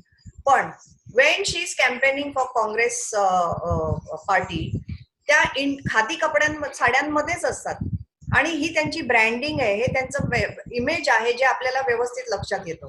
प्रियांका गांधी बघितली की आपल्याला माहितीये की ते युजली जेव्हा दिसतात तेव्हा त्या कॉटनच्या साड्यांमध्येच आपल्याला दिसतात. ह्याचा अर्थ काय की ज्या पार्टीला ते प्रेझेंट करतात, ज्याच्यासाठी ते काम करतात ऍज अ पॉलिटिशियन, त्याच्यासाठी त्या रोल आणि ओकेजनसाठी ते साड्या नेसणं गरजेचं आहे. का? कारण का जेव्हा ते लोकांशी इंटरॅक्ट करतात, अमेठीमध्ये त्यांचं काम जास्त असतं, तर तिकडे जाऊन ते लोकांना भेटतात. त्या लोकांना जर त्या फॉर्मल वेस्टर्न कपड्यांमध्ये जाऊन भेटल्या आणि त्यांच्याशी बोलायला गेले तर त्यांचा ट्रस्ट बिल्डअप होईल का? कनेक्शन, बॉन्डिंग जे गरजेचं असतं ते होईल का? नाही होणार. जेव्हा त्या साडी नेसून जातील तेव्हा त्यांना एक कनेक्ट किंवा बॉन्ड त्यांना मिळू शकतो की ते म्हणतात की हा ह्या भारतीय वाटतायत आणि ही ट्रू पॉलिटिशियन आहे, हे आपलं काहीतरी काम करतील, ट्रस्ट वर्दी वाटतायत, म्हणून मग ते लोक त्यांना रिस्पॉन्स करतात. जर वेस्टर्न कपडे घालून गेले तर ते त्यांना त्यांच्याशी बोलणार सुद्धा नाही, कारण का त्यांना तो कनेक्टच मिळणार नाही. हे मी तुम्हाला एक एक्झाम्पल देते की आपल्याला रोल, गोल आणि ओकेजन प्रमाणे कसं ड्रेसअप केलं पाहिजे. ओके, आता मी अजून काही पिक्चर्स दाखवते तुम्हाला आणि पटापट I will run you through this. की ही जी पहिली मुलगी आहे, I would like 1 or 2 responses over here, just 1 or 2 of them speaking with me. Aradhi, it can be you also, I don't mind. मेघना मॅडम तुम्ही असाल आणि तुम्ही उत्तर दिलं तरी आवडेल मला. ओके, ही पहिला पिक्चर जो आहे, ओके, तर ही मुलगी तुम्हाला what can you gauge about this girl? College going वाटते. शाबाश, परफेक्ट. सेकंड पिक्चर मधली सेकंड, वन सेकंड. हा का? स्कर्ट आणि top. Just finished her college and entering for the higher studies, त्या ह्याच्यातली असेल अशी वाटते. हा, किंवा ती कॅज्युअली कुठेही बाहेर जात असेल, पिक्चरला, शॉपिंगला, लंच, डिनर वगैरे अशी जाईल. Third one office wear, well educated, well presented अशी. Perfect, very nice. किंवा ती म्हणजे she is formally dressed, more business like. Okay, आता ह्या पिक्चर मध्ये तुम्हाला काय वाटतंय? ह्या पहिल्या पिक्चर मधनं कुठल्याही ह्या सगळ्या जे तुम्हाला फिगर्स दिसत आहेत त्याच्यामधला तुम्हाला एक जनरल फिलिंग आहे सगळ्या प्रोफेशनल आहेत, पण वेगवेगळ्या फील्ड मधल्या स्वतःला रिप्रेझेंट करतायत. असू दे, म्हणजे काही असो. ऑफिस गोईंग वाटू शकतात, ऑफिस गोईंग वर्किंग लेडीज वाटू शकतात in broader term, right? Okay, perfect. आता ह्या बायका बघून तुम्हाला काय वाटतं? या सोशल वर्कर असू शकतात आणि social business more on a higher authority लेवलवर आहेत असं वाटतं. परफेक्ट. हायर मॅनेजमेंटच्या बायका असतात, त्यांच्या चेहऱ्याकडे बघून आपल्याला वाटतं त्यांचा एक्सपिरियन्स, त्यांचं ड्रेसिंग पण तुम्ही जर इथे बघितलं तर मिनिमलिस्टिक आहे, पण it is on the dot. की त्या जरी प्रोफेशनली दिसत असल्या तरी त्यांनी काही ओव्हरडू केलेलं नाहीये. त्या त्यांच्या पर्सनॅलिटीज मध्ये सुद्धा फॉर्मल आणि बिझनेस लाईक दिसत आहे.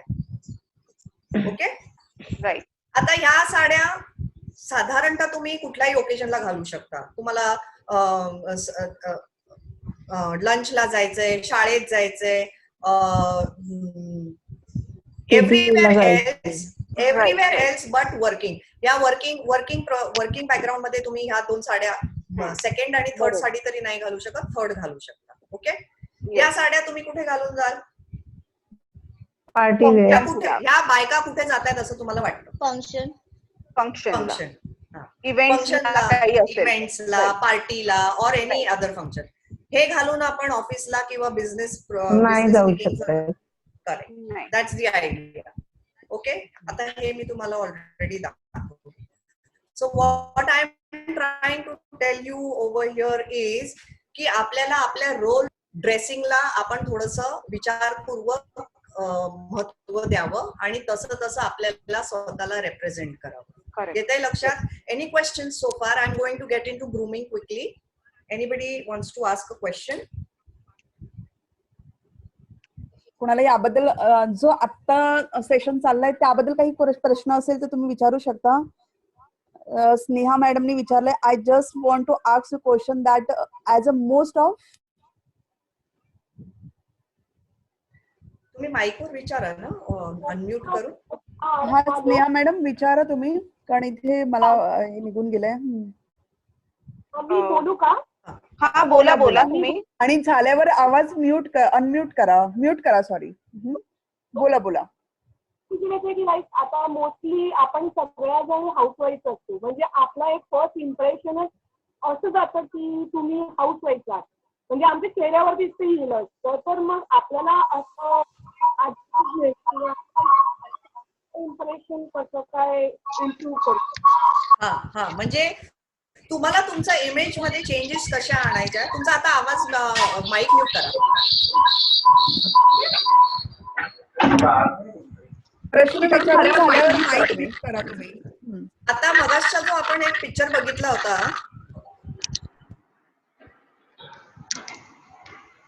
या बायकांचा, या हाऊसवाईफच असं नाहीये का? त्या सुद्धा हाऊसवाईफ आहेत. त्याच्यापैकी ऍटलीस्ट 4 बायका तरी हाऊसवाईफ आहेत. पण जेव्हा आपण प्रोफेशनली बाहेर जातो आणि स्वतः आणायचे असतात की कपडे कुठल्या प्रकारची साडी घालावी, नेसावी, ब्लाऊज कसा हवा, रंग कुठला चूज करायचा, आणि आपण आपलं ड्रेसिंग मध्ये अजून काही छोट्या मोठ्या गोष्टी असतात, आपले ऍक्सेसरीज जे असतात ते कसे आपण वापरावे, आणि आपण हे छोट्या छोट्या आपण गोष्टींवर काम केलं तर आपण आपलं इम्प्रेशन हाऊसवाईफ ठेवून सुद्धा प्रोफेशनल दाखवू शकतो. ओके, त्याच्यामध्ये असं हे घ्यायची गरज नाहीये प्रेशर की आपल्याला असंच दिसलं पाहिजे. नाही, आपली पर्सनॅलिटी जशी आहे तसं जपून आपण एक प्रोफेशनल इमेज टिकवू शकतो. ओके, स्नेहा मॅडम, मी जे उत्तर दिलं ते तुम्हाला पटलंय का? Hello madam. तुम्हीच प्रश्न साधना. हो. साधना, अच्छा. हा, नमस्ते मॅडम. मला एक विचारायचं आहे की एक काय होतं, प्रत्येक कास्ट वाईज ना प्रत्येकाच्या वरती ना एक वेगळं इम्प्रेशन असतं कपड्यांचं किंवा हावभाव. तर आपण एक उद्योजिका म्हणून, आता समजा मी महाराष्ट्रीयन आहे, आपण ते कसं प्रेझेंट करायचं? म्हणजे आता आम्हाला कसं, आपण बाहेर जाताना हातातल्या बांगड्या त्या काय आपण प्रत्येक वेळेला काढून ठेवत नाही, ते असलं तरी पण आपण स्वतःला कसं प्रेझेंट करायचं आपल्याला? थँक्यू प्रश्न विचारल्याबद्दल. मी थोडक्यात ह्याचं उत्तर देईन की आपल्याला ज्या गोष्टी चेंज करता येत नाहीत पण आपण प्रयत्न करू शकतो तर त्या आपण कराव्या ऍज अ स्किल सेट. आपण ते शिकावं. ओके, आता बांगड्या काढू शकत नसल्या तर हरकत नाही, पण होतं काय की त्या बांगड्यांमुळे जो इमेज जातो तो हाऊसवाईफचाच जाणार. त्या बांगड्या काढून जर तुम्ही त्याच्या जागी एक साधा कडा घातलात किंवा घड्याळ घातलं वगैरे तर त्याच्यामध्ये तुम्ही फार काही चेंज केलेलं नाहीये, पण फक्त त्या बांगड्या हाऊसवाईफ जे डिनोट करतात त्याच्यातनं मेसेज काय जातो की तुम्ही हाऊसवाईफ आहात. जर तुम्हाला उद्योजिका दिसायचं असेल तर ती बांगड्या काढून तुम्ही एखादा कडं घातलं किंवा एक बांगडी घातली आणि घड्याळ घातलं तर तुम्ही जास्त, त्याच्यातनं जो मेसेज जातो तो जास्त बिझनेस लाईक दिसू शकतो. अशा छोट्या छोट्या गोष्टी आपल्याला चेंज करायच्या. बरं, आता आपण ह्याच्यामधनं एक प्रश्न असाही येऊ शकतो की आम्ही टिकली नाही काढू शकत. नका काढू, पण टिकलीचा आकार, रंग किंवा त्याच्यातनं जाणारा जो मेसेज आहे तो आपण चेंज करू शकतो वेगवेगळ्या पद्धतीने. तर ते आम्ही जेव्हा डिटेल व्यवस्थित एक जेव्हा ड्रेसिंगचा क्लास करतो त्याच्यामध्ये आम्ही या छोट्या छोट्या गोष्टी सांगतो.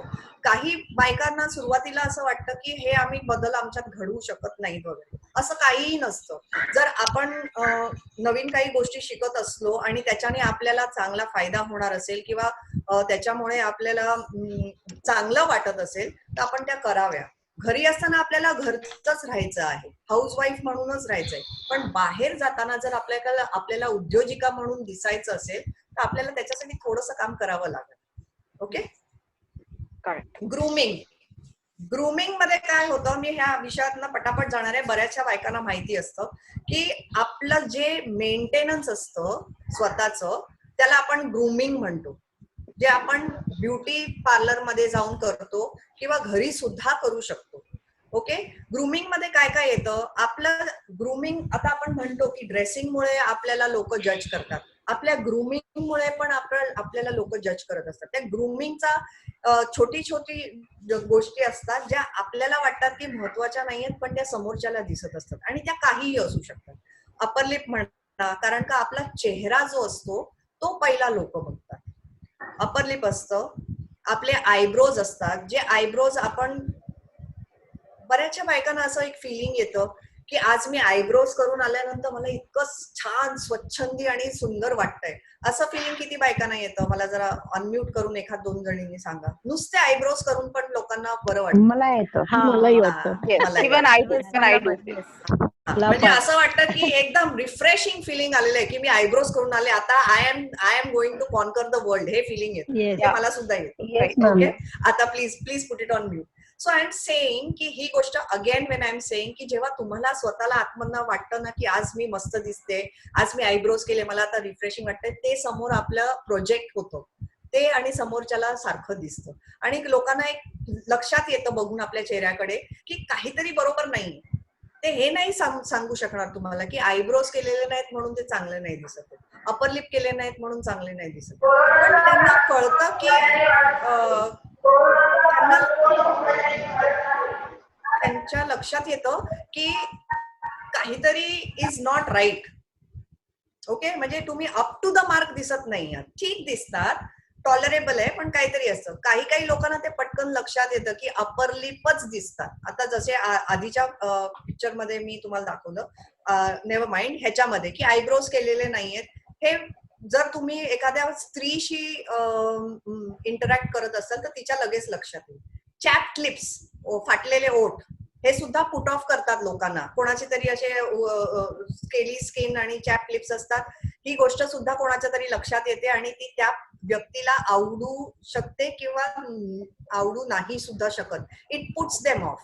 म्हणजे आपल्याला मेंटली असं वाटतं की अरे यार, ह्यांनी लक्ष पण नाही दिलं, काहीतरी लावायला पाहिजे होतं, मॉइश्चरायझर किंवा काय वगैरे. हे इम्प्रेशन आपले छोटे छोटे होत असतात. आपले स्किन थंडीत जेव्हा ड्राय होते त्याच्यामुळे पण हात आपले जेव्हा दिसतात आणि आपल्याला लक्षात येत नाही, बायकांना आपण एवढं काम करत असतो घरांमध्ये की आपण आपल्या हातांकडे दुर्लक्ष करतो. त्याच्यासाठी फार काही करायची गरज नसते, फक्त मॉइश्चरायझर लावलत ना, तुम्ही सवय केली तरी तुमचे हात जास्त बऱ्यापैकी प्रेझेंटेबल दिसू शकतात. आता लॉकडाऊन मध्ये आपण सगळेच घरी कामं करतोय, बघा माझी सुद्धा नखं कापलेलीच आहेत आणि no nail polish, nothing and all that. But जेव्हा आपण लोकांबरोबर इंटरॅक्ट करतो, आता मी जेव्हा हावभाव करते तर माझ्या हातांमुळे काहीही डिस्ट्रॅक्शन होत नाहीये किंवा काही असं फिलिंग येत नाही की अरे कसे हात आहेत बघ विचित्र. ते फिलिंग कधी येतं ते मी तुम्हाला आता दाखवते. हे तुम्हाला नखं दिसतात, नेल पॉलिश अर्धवट लावलेलं किंवा गेलेलं. आता इमॅजिन करा माझ्या हातावर असं अर्धवट लावलेलं नेल पॉलिश जर असतं आणि मी तुमच्याशी बोलताना तुम्ही माझे हात बघितले असते तर ते कसं आपल्याला दिसताना दिसतं की अरे काढायला सुद्धा वेळ नाहीये किंवा काही लक्षच देत नाही, आता जेव्हा जाईल तेव्हा जाईल. ते तुम्हाला बघायला आवडणार नाही. जर दुसऱ्या बाईने जे नेल पॉलिश लावलेलं आहे त्याच्यामध्ये एकदम पेल न्यूड कलरचा रंग आहे, ते जर तुमच्या हातावर असेल तर तुम्हाला ते बघायला खूप चांगलं वाटतं व्हिज्युअली. म्हणून मी सारखं म्हणते की अपिअरन्स आणि हे जे तुमचं फर्स्ट इम्प्रेशन असतात ही फार महत्वाची असतात. की कुठल्या छोटी छोटी गोष्ट समोरच्या माणूस बघत असतो आणि त्याला ती म्हणजे रिजेक्ट करत असतो मेंटली किंवा सबकॉन्शियसली, हे आपल्या लक्षात सुद्धा येत नाही. तर माझं असं म्हणणं आहे की तुम्हाला नेल पॉलिश काढायला वेळ नसेल, कामांमुळे लावता येत नसेल, आवडून सुद्धा, तर लावू नये. पण ते असं अर्धवट नेल पॉलिश लावलेलं अशा प्रकारे तरी बाहेर जाऊन लोकांपुढे आपलं इमेज स्पॉइल करू नये. ह्या छोट्या गोष्टी आहेत, ह्याच्यासाठी काम करावं लागतं, पण ह्या फार गरजेच्या आहेत. ओके, थोडासा मेकअप करायचा, लायनर लिपस्टिक लावायची, त्याच्यामुळे बाईचं सौंदर्य थोडंसं उठून येतं असं मला वाटतं आणि ह्या फोटोमध्ये सुद्धा ते दिसतंय. फार काही करायची गरज नाही. लायनर लिपस्टिक लावलं, तुम्ही कॉम्पॅक्ट वापरत असाल तेवढं लावून जरी गेलात तरी ते समोरच्याला बघताना खूप चांगलं वाटतं. आता आय एम शुअर की मगाशी एका मावशींनी प्रश्न विचारला होता की आपल्या मुंबईच्या गरमीमध्ये आपण एवढा मेकअप लावून जाणं बिणं म्हणजे शक्य नसतं, खूप गर्दी असते, गरम होतं अँड ऑल दोज थिंग्स. पण तरीही त्यातनं सुद्धा तुम्हाला एक 10 बायका तरी दिसतील ज्या मेकअप लावून जातात. 10 मुली दिसतील जास्त करून, बायका नाही. त्या लायनर तर त्यांचं लावणारच, ते थोडंसं त्यांचं लिपस्टिक लावणार. मेकअप लावणं सकाळी तुम्ही घरातनं लावून निघालात त्याचा अर्थ असा नाही होत की तोच मेकअप तुम्ही दिवसभर टिकवायचा असेल. मध्ये मध्ये तुम्हाला घाम आला तर डॅप करायचा असतो, मग लिपस्टिक तुमची टचअप करायची असते, जर आयलायनर पसरलं असेल तर ते नीट करायचं असतं. हे मध्ये मध्ये करणं गरजेचंच असतं. तुम्ही ट्रेनमधनं प्रवास करून जर ऑफिसला जात असाल तर ऑफिसच्या वॉशरूम मध्ये जाऊन तुम्हाला एक 2-3 मिनिटं 5 मिनिटं तुमचा चेहरा आरशात बघून, तुमचे कपडे, साडी सरकली आहे का, मेकअप जागेवर आहे का, कुठे पुसला गेलेला आहे, हे बघून तुम्ही तिकडे ते करेक्शन्स करून तुम्ही वावरू शकता. असं कुठेही लिहिलेलं नाही की सकाळी मेकअप केला की तो रात्रीपर्यंत टिकला पाहिजे, असं होत नाही. मुंबईमध्ये तर बिलकुल नाही. पण तुम्ही एवढी काळजी घेऊन जर मेकअप लावून जर कुठे जाता किंवा तुम्ही ऑफिसमध्ये असे वावरता तर लोकांना एवढं लक्षात येतं की ह्या बाई ज्या आहेत त्या रोज नीट नेटक्याच येतात, कितीही काही झालं तरी. मुंबईच्या ह्याच्यामध्ये त्या कशा बरं मॅनेज करत असतील, पण त्यांना बघून इतकं बरं वाटतं ना की एकदम अशा तयार होऊन येतात जसे की त्याच बॉस आहेत. हे फिलिंग आणण्यासाठी आपल्याला त्याच्यासाठी कष्ट करावे लागतात. फार नाही, थोडे थोडे. ओके, हा पण एक वेगळाच आहे. फार मेकअप केलेला नाहीये, लायनर, लिपस्टिक आणि कदाचित कॉम्पॅक्ट लावलेला आहे, थोडीशी हेअरस्टाईल केलेली आहे. तुम्हाला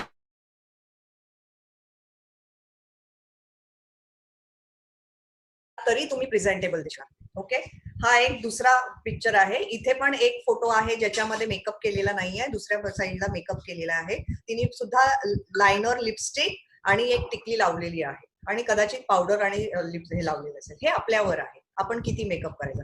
पण हा मेकअप केल्यानंतर तुम्ही तुमचं ड्रेसिंग कम्प्लीट करता, तुमचं जे ग्रूमिंग आहे त्याला कम्प्लीट करता.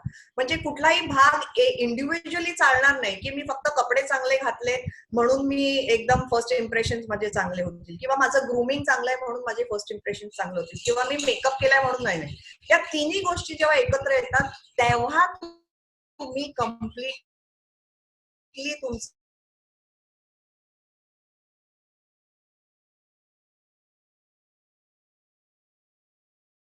इम्प्रेशन. आता मी तुम्हाला सांग गरजेचं आहे व्यवस्थित. म्हणजे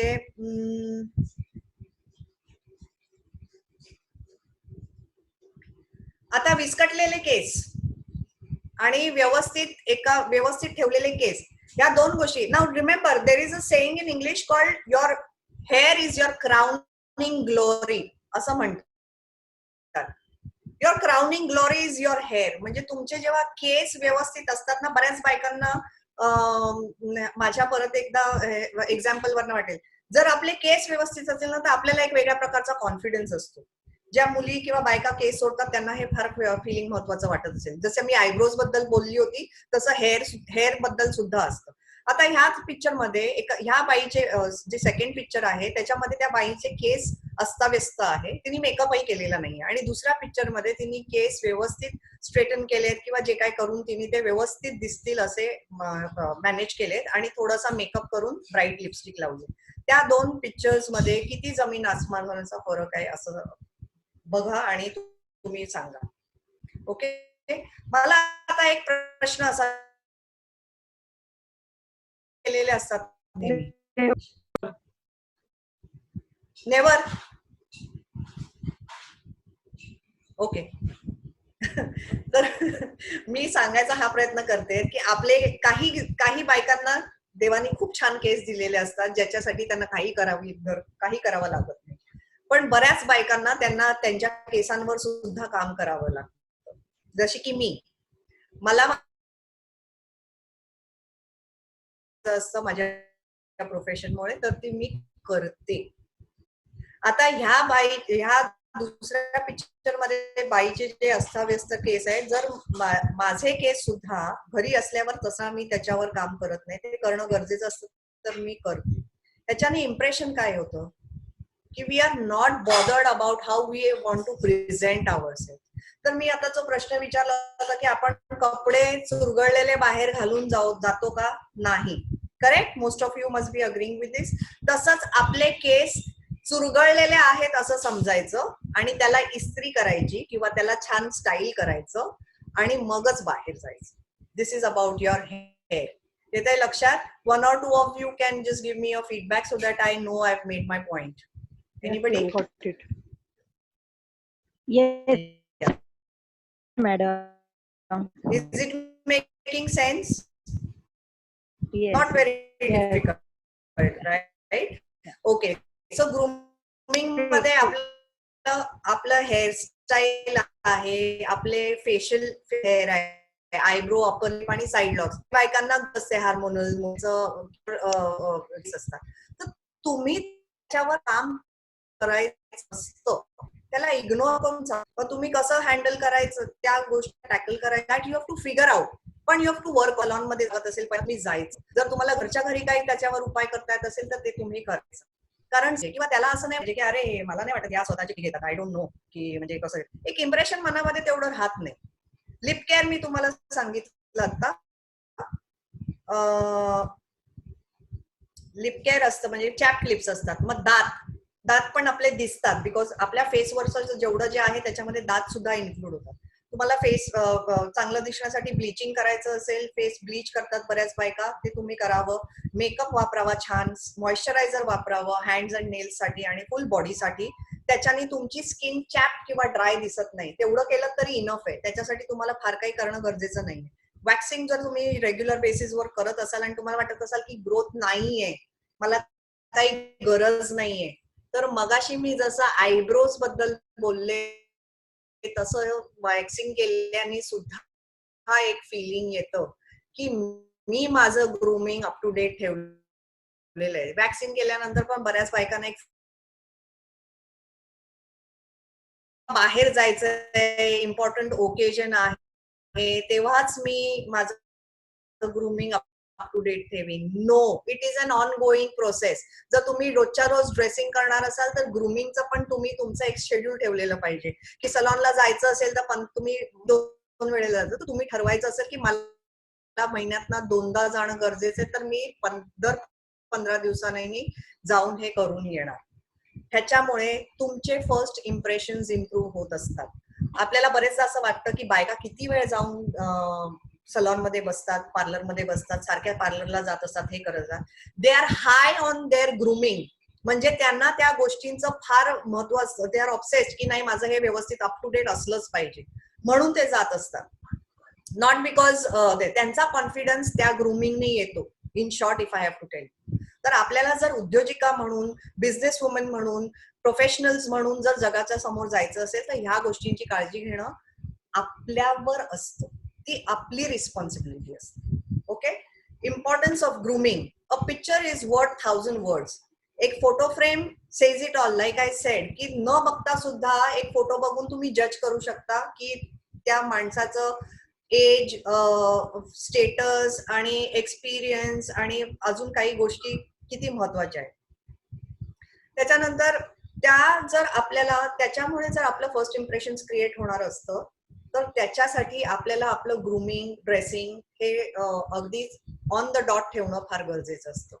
ओके, इम्पॉर्टन्स दुसरी काय आहे, यू फील गुड नॅचरली. आणि आपल्याला जेव्हा हा फील गुड फॅक्टर जो मी मगाशी इमेज सायकल मधनं तुम्हाला सांगितलं, जेव्हा तो येतो तेव्हा तुम्ही कॉन्फिडंट फील करता आणि तुमचा ऍटिट्यूड पॉझिटिव्ह असतो आणि तोच तुम्ही एक्झ्युट करता, म्हणजे बाहेरच्या, म्हणजे तो तुमच्यातनं ऑटोमॅटिकली दिसतो लोकांना. हे झाल्यानंतर काय होतं की समोरचा माणूस सुद्धा तुम्हाला पॉझिटिव्ह रिस्पॉन्सेस देतो, त्यांनाही तुम्ही आवडता, त्यांनाही ते बघतात, ते आवडतं आणि ते तुमच्याशी तसेच इंटरॅक्ट करतात पॉझिटिव्हली. ह्याच्याने काय होतं की तुमची brand value, your brand value is you. तुम्ही तुमची ब्रँड व्हॅल्यू क्रिएट करत असतात तुमच्या अपिअरन्सने. आता कामात गुणी असणं हा एक भाग झाला, पण त्या कामाला आपल्याला वाव द्यायचा आहे, पुढे न्यायचं आहे, अजून ऑपॉर्च्युनिटीज क्रिएट करायच्या आहेत आणि अजून मोठी पातळी गाठायची असेल तर आपल्याला स्वतःला एक रिसोर्स म्हणजे साधन समजून ऑपॉर्च्युनिटीज क्रिएट करायच्या आपल्या ब्रँडिंगमुळे. ती रिस्पॉन्सिबिलिटी आपल्यावर असते. तर असं नाहीये की तुमच्यात गुण आहेत आणि तुम्ही फार चांगलं काम करू शकतात म्हणून आपल्याला ड्रेसिंगची गरज नाही, ड्रेसिंगची गरज आहे. कारण का तुम्ही आता आपण लॉकडाऊन मध्ये आहोत, पण इतर वेळेला आपण जेव्हा बाहेर फिरत असतो तेव्हा कॉन्स्टंटली आपलं लोकांबरोबर इंटरॅक्शन चालू असतं, कॉन्स्टंटली आपल्या आपल्यावर जजमेंट होत असतात की आपण दिसतो कसे, चालतो कसे, वागतो कसे अँड ऑल दॅट. आणि गोष्ट चांगली नसते ना, की म्हणजे चिप्ड नेल्स असतात, आयब्रोज न केलेले, अप्पर लिप केलेले नाही, ह्याच लोकांना पहिल्या दिसून येतात. The negative points. हा मनुष्य स्वभाव आहे. चांगल्या गोष्टी पटकन नाही दिसत, वाईट गोष्टी पटकन दिसतात. अरे तुला माहितीये तिचा ना इकडे ड्रेसचा खांद्यावरचा तो ब्लाऊज एवढा उसवलेला होता. अरे तुला माहितीये की तिने काय व्हाईट कलरचा ब्लाऊज ब्लॅक कलरची स्ट्रॅप दिसत होता. किंवा अजून नेल पॉलिशचे बघितलं कसं घाणेरडे तुटलेले नेल्स होते, त्याच्यातलं नेल पॉलिश पण काढायला तिला वेळ नव्हता, अर्धवट काहीतरी. त्या कुठलीही गोष्ट आपल्या पर्सनॅलिटी मधले कोणाला तरी खटकत असते. तो चान्स आपण त्यांना द्यायचा नसतो. आई ज्या येतात ना, तो तुम्ही बघितलं पाहिजे. अप टू डेट नसतं, त्यांनी एक छानसा आंबाडा बांधलेला असतो, बिंदी लावलेली असते आणि गळ्यामध्ये एक छोटीशी माळ करून त्यांनी प्लीट करून पिनअप केलेली असते आणि व्यवस्थित बांधून त्या इथे येतात, छान भेटतात, बोलतात आणि जातात. हे एवढं इम्प्रेशन आपल्याला कास्ट करणं फार डिफिकल्ट नाहीये. फर्स्ट इम्प्रेशन क्रिएट करणं असं होतं. तर आपण ग्रूमिंग बद्दल बोललो.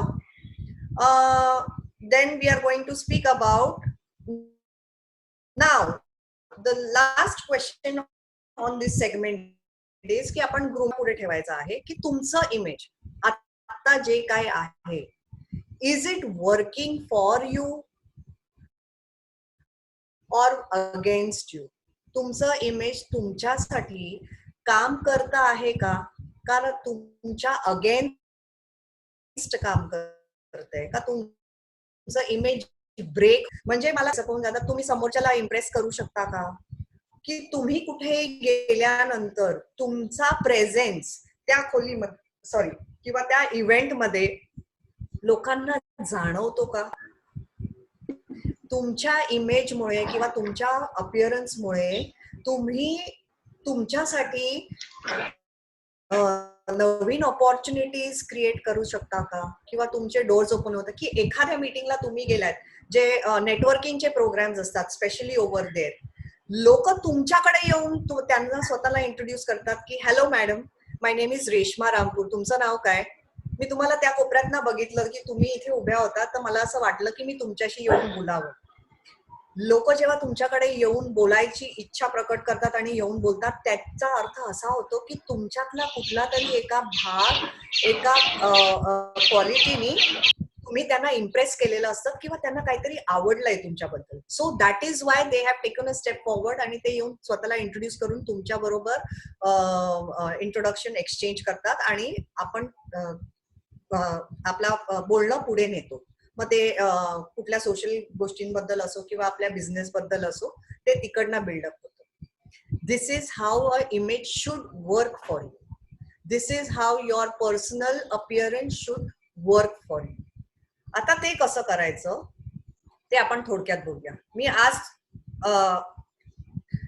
मोस्ट बायका तुमच्यापैकी साड्या नेसून वावरत असेल ह्या अनुषंगाने हे तयार केलेलं आहे. तर इंडियन वेअर म्हणजे साडी आणि सलवार कमीज असं धरून आपण कॉर्पोरेट लेवलचं ड्रेसिंग किंवा प्रोफेशनल लेवलचं किंवा बिझनेस लेवलला ह्या प्रकारचं ड्रेसिंग केलं तर आपण आपलं इम्प्रेशन वेगळ्या प्रकारे लोकांवर घालू शकतो.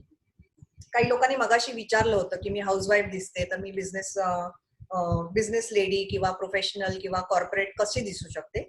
We are try to learn a little bit from this, though जरी फार ते थोडंसं डिटेल्ड काम असलं तरी we'll see if we can achieve it through this. Okay.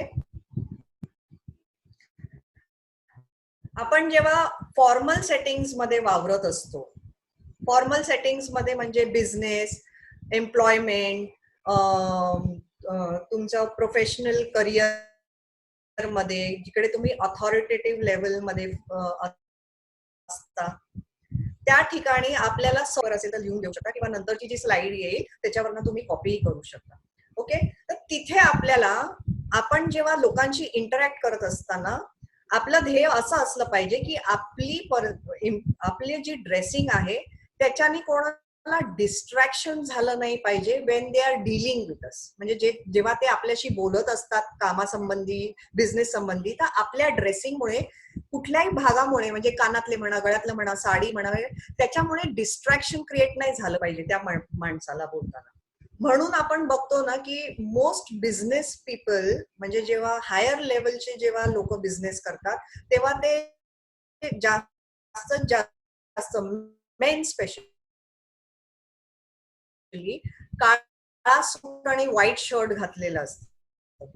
Most of the top working, top management लेवलची लोक ह्या ड्रेस कोड मध्ये असतात. का रूल अप्लायज टू आपल्या बायकांना सुद्धा, की आपण जेव्हा फॉर्मल सेटअप्स मध्ये अशा मीटिंग्स कंडक्ट करत असतो तेव्हा आपल्या ड्रेसिंगमुळे काहीही डिस्ट्रॅक्शन झालेले नसले पाहिजे. याचा अर्थ असा की आपण आपलं ड्रेसिंग मिनिमलिस्टिक ठेवावं, टू द पॉइंट ठेवावं आणि जे बिझनेस लाईक दिसलं पाहिजे. म्हणजे काय, ह्याचा अर्थ असा नाही की आपण प्लेन कलरच्या साड्या घालाव्या आणि काही ज्वेलरी घालायची नाही किंवा गळ्यातलं घालायचं नाही किंवा लिपस्टिक लावायची नाही, असं नव्हे. मिनिमल ड्रेसिंग मध्ये युजली आपल्याला प्लेन साड्या घालाव्या ज्याला एखादी बॉर्डर असेल. जसं या तुम्हाला पहिल्या पिक्चर मध्ये ग्रे आणि येलो साडी जिकडे घातलेली आहे त्याच्यामध्ये गळ्यात एक नेकपीस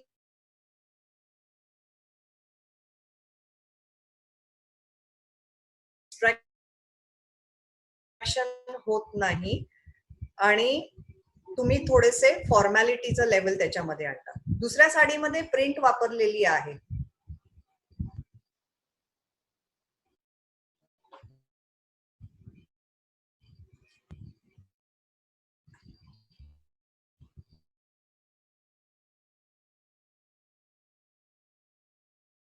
म्हणू शकतो किंवा ह्याच्यामध्ये जसे आपल्याला दिसत आहेत की चौकोन आहे किंवा छोटे छोटे डॉट्स आहेत आणि लाईन्स जास्त दिसत आहेत, अशी साडी आपण नेसू शकतो.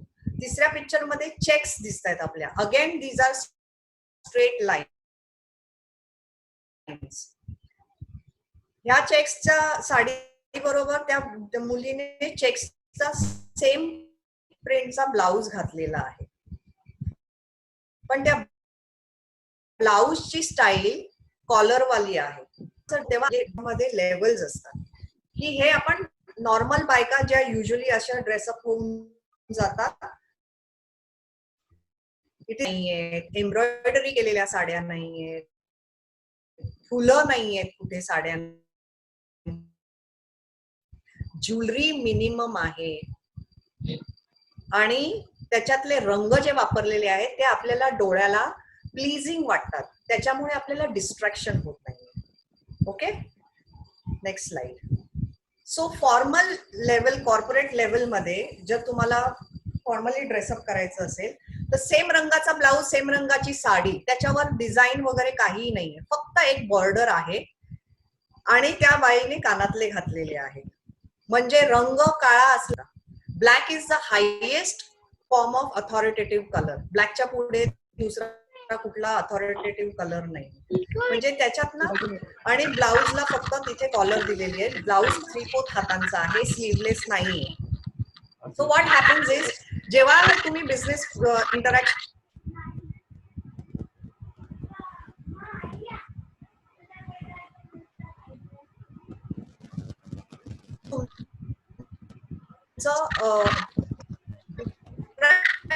फार पूर्ण पण ब्लाउज आहे. त्याच्या व्यतिरिक्त ना हातामध्ये बांगड्या आहेत, एक घड्याळ आहे आणि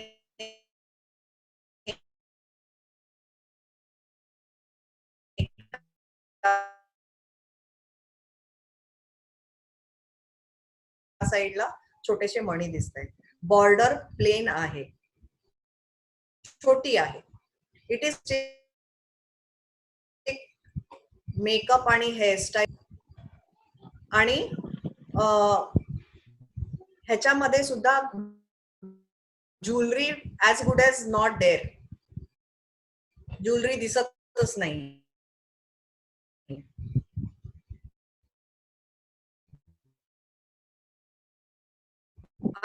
अशा सेटअप, अशा ड्रेसिंग मुळे हे ह्या अशा प्रकारे होता दिसणाऱ्याला आणि तुम्ही मोर बिझनेस लाईक दिसता. जेवढं जास्ती अंगावर प्रिंट किंवा डिस्ट्रॅक्शन असेल, सोशल म्हणजे आपण जेव्हा हेरवी वावरत असतो फंक्शन्सला जाताना, आपल्या फॅमिली गेट टुगेदर्स मध्ये and elaborate celebrating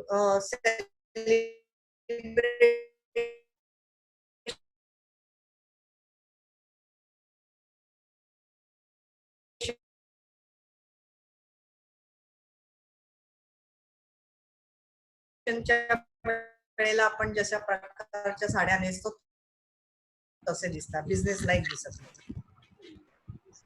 okay. Blouses कसे आहेत, जेव्हा तुम्ही रोज अंगाचे ब्लाउज शिवता त्यावेळेला फॉर्मॅलिटी आणतात.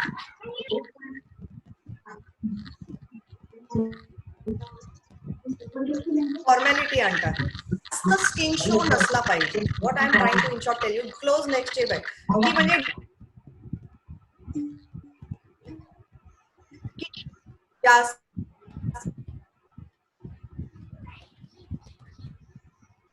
डिस्ट्रॅक्शन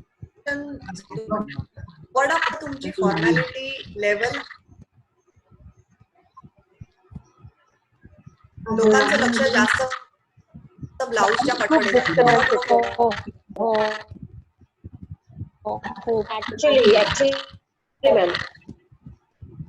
माझा डिस्टर्बन्स आहे.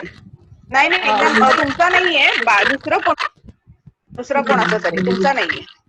हॅलो मॅडम, तुम्ही म्हणालात ते बरोबर, त्यामुळे तुम्ही म्हणालात तसे क्लोज नेकचे ब्लाउज बरोबर असतात. हा, म्हणजे माझं म्हणणं एवढंच आहे की आता आपण जर ड्रेसिंग शिकतो, आपण कॉलर वाले ब्लाउज घालतो ना, तर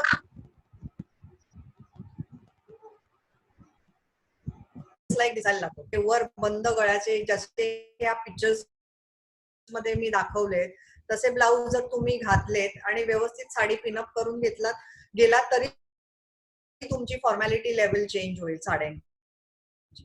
त्या साड्या मिनिमल डिस्ट्रॅक्शनच्या अगेन इथे फुल हाताचा नाहीये, राऊंड नेकचा आहे. दुसऱ्या पिक्चर मध्ये पण हात सुद्धा राऊंड नेकचाच ब्लाउज आहे, म्हणजे अगदी गळ्यापर्यंत घालता येत नसेल तर थोडे राऊंड नेकचे 3/4 स्लीव्हचा ब्लाउज आहे आणि तुम्ही त्याच्यामधनं एक फॉर्मॅलिटी लेवल तुमची दाखवू शकता. म्हणजे तुमचे स्किन शो जेवढा कमी असेल तेवढी तुमची फॉर्मॅलिटी लेवल वाढते. हे झालं ब्लाउज बद्दल. Now this is level 2 of dressing. जेव्हा तुम्ही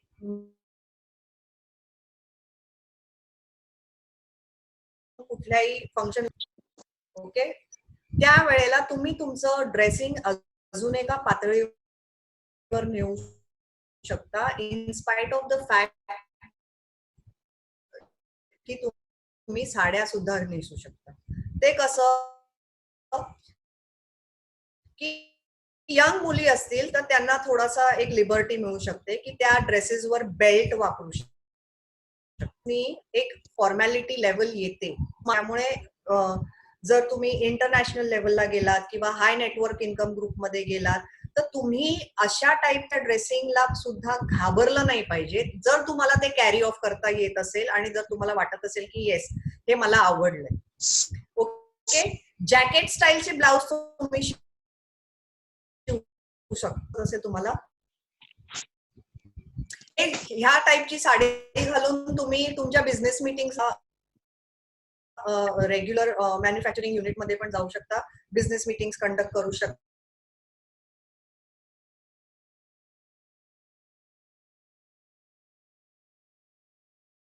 चौथ्या पिक्चर मध्ये साडी नेसली आणि त्याच्या वरती ब्लेझर घातलेला आहे. अथॉरिटी लेवल जेव्हा आपण एखादा सूट किंवा ब्लेझर घालतो, साड्या नेसतो म्हणून आपल्या ड्रेसिंग मध्ये आपण फॉर्मॅलिटी आणू नाही शकत. अशा थोड्या छोट्या छोट्या गोष्टींना आपण शिकून आणि बदल घडवून आपण साड्या नेसून सुद्धा आपलं इमेज प्रोफेशनल आपण दाखवू. गांधींचा हा शेवटचा पिक्चर आहे, त्याच्यामध्ये सुद्धा त्यांनी साडी नेसली आणि प्रॉपर ब्लॅक कलरचा ब्लेझर घातलेला आहे. त्या कुठल्या तरी इंटरनॅशनल मीटिंगला रेप्रेझेंट करायला जात असतील असा मेसेज त्यांच्याकडे बघून येतो. जेव्हा त्या एकदम ग्रासरूट लेवलला लोकांबरोबर काम करतात त्यावेळेला त्या कॉटनच्या साड्या, आणि प्रियंका गांधीला सुद्धा तुम्ही बघितलं की कॉटनच्या साड्या नेसून ते तिकडे जातात. का? कारण त्यांना तो त्यांचा ट्रस्ट किंवा त्यांचं बॉन्डिंग ते कनेक्ट करू शकतात, त्यांच्यावर विश्वास ठेवला जाऊ शकतो, हा मेसेज त्यांना द्यायचा असतो, म्हणून ते ड्रेसअप तसे करतात. Okay. Another pictorial illustration just to give an idea की जॅकेट घालण्यामध्ये पण आपण आपलं लेवल ऑफ ड्रेसिंगने थोडंसं स्मार्टनेस आणू शकतो. म्हणजे हे यंग मुलींना जास्त अडॉप्टेबल आहे, पण तुम्हाला जर ह्यातलं कुठलं ट्राय करायचं असेल तर तुम्ही जरूर करावं.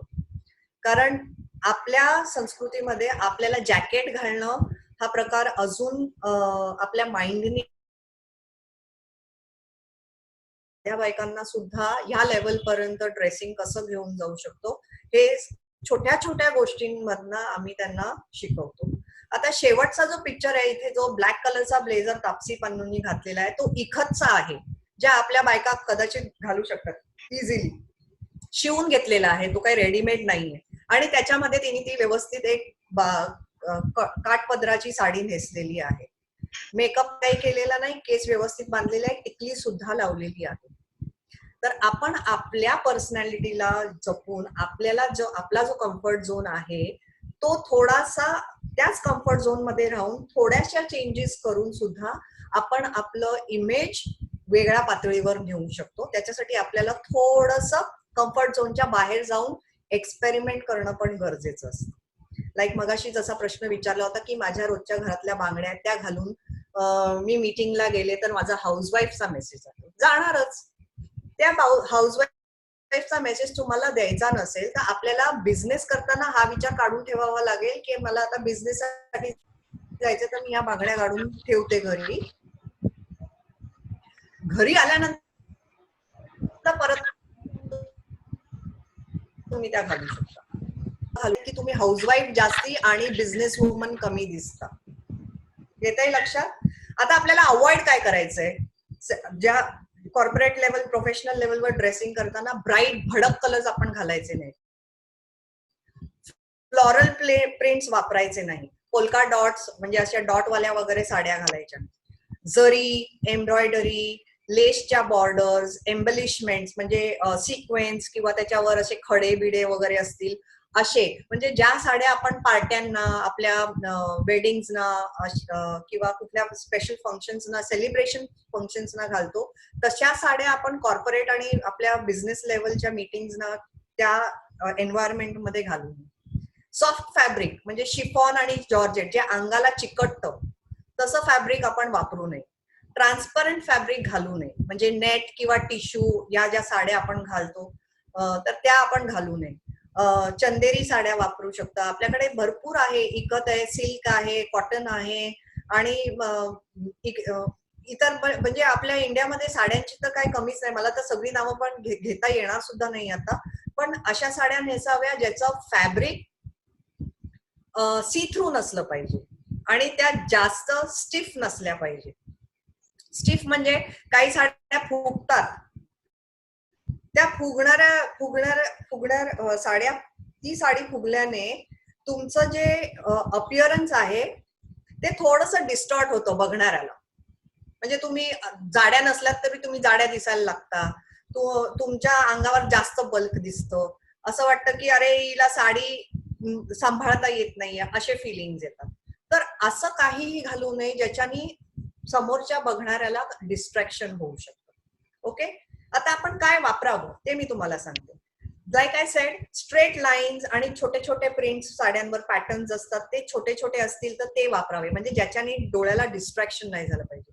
बॉर्डर्स आपल्या ज्या असतात त्या स्मॉल टू मीडियम ठेवाव्या, जरी वापरू नये, जरीच्या वापरू नये.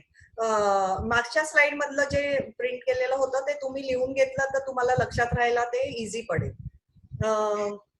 स्मॉल टू मीडियम बॉर्डर्स वापरावे. फर्म फॅब्रिक वापरावं, म्हणजे कॉटनच्या स्टार्च केलेल्या जशा साड्या असतात तसं, पण एकच स्टार्च करू नये की म्हणजे अगदी पेपर सारख्या कडक दिसतील. आपल्याला अंगाला साजेशीर दिसतील अशा साड्या व्यवस्थित नेसाव्या. जास्तीत जास्त जर तुम्हाला ऑथॉरिटेटिव्ह वाटायचं दिसायचं असेल तर तुम्ही प्लेन कलर वापरावेत हेड टू टो, म्हणजे ब्लाऊज आणि साडी. जसं मगाशी तुम्हाला मी एक ब्लॅक कलरची साडी दाखवली होती, जर तुम्ही ती त्या टाईपचं साडी नेसली तर तुम्ही जास्त ऑथॉरिटेटिव्ह दिसता, म्हणजे जास्त बिझनेस लाईक दिसू शकता. ही जी ब्लॅक कलरची साडी आहे, सेम कलरचा ब्लाऊज आणि सेम कलरची साडी, तर त्याच्यामुळे ऑथॉरिटी लेवल जास्त दिसते.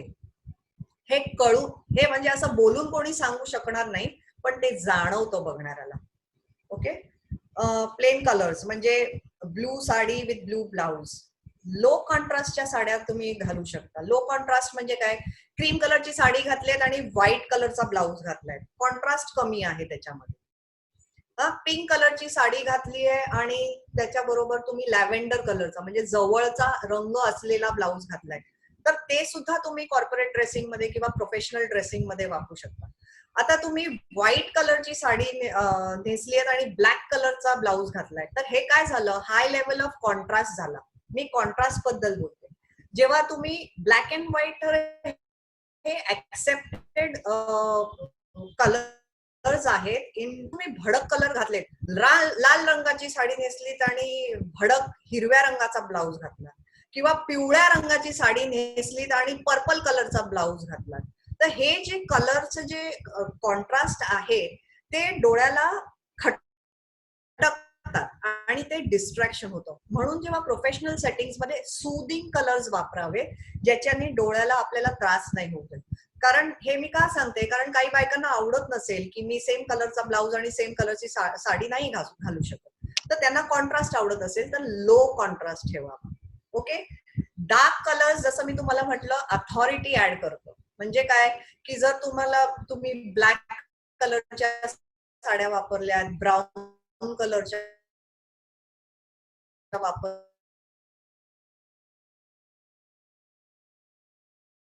लेवलवर हायएस्ट लेवलचे आहे, म्हणजे तुम्ही जास्तीत जास्त प्रोफेशनल तुम्हाला दिसायचं असेल तर तुम्ही हे रंग वापरू शकता तुमच्या साड्या. तुमच्या वॉर्डरोब मध्ये बघाल आणि ऍड कराल तर तुम्हाला कळेल की हे मी बिझनेस साठी कपडे घालू शकते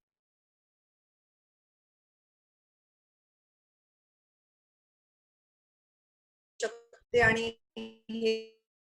मी माझ्या इतर ओकेजन साठी कपडे वापरू शकते. तर बिझनेस साठी जेवढं इलॅबोरेट विषय तो मी इतकं कव्हर नाही करू शकणार. आणि तुमचं व्यवस्थित, पण तुमची बॉडी लँग्वेज एकदम वीक आहे, तुम्ही एका एंटर आय कॉन्टॅक्ट असतो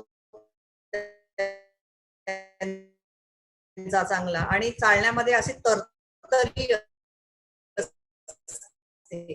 ह्या लोकांना अपघात करणारी माणसं दिसतात. Body language also is a big part.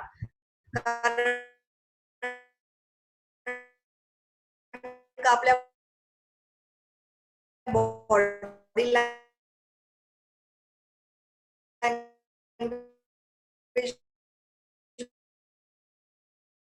मधनं सुद्धा बरेच समराईज की आपण आज काय केलं, आपण आणि सॉफ्ट स्किल्स असतात. मग आपण फर्स्ट इम्प्रेशन्स कसे क्रिएट होतात आणि आपण ते कसे क्रिएट करावे करावं ते आपण बघितलं. फर्स्ट इम्प्रेशन 3 ते 7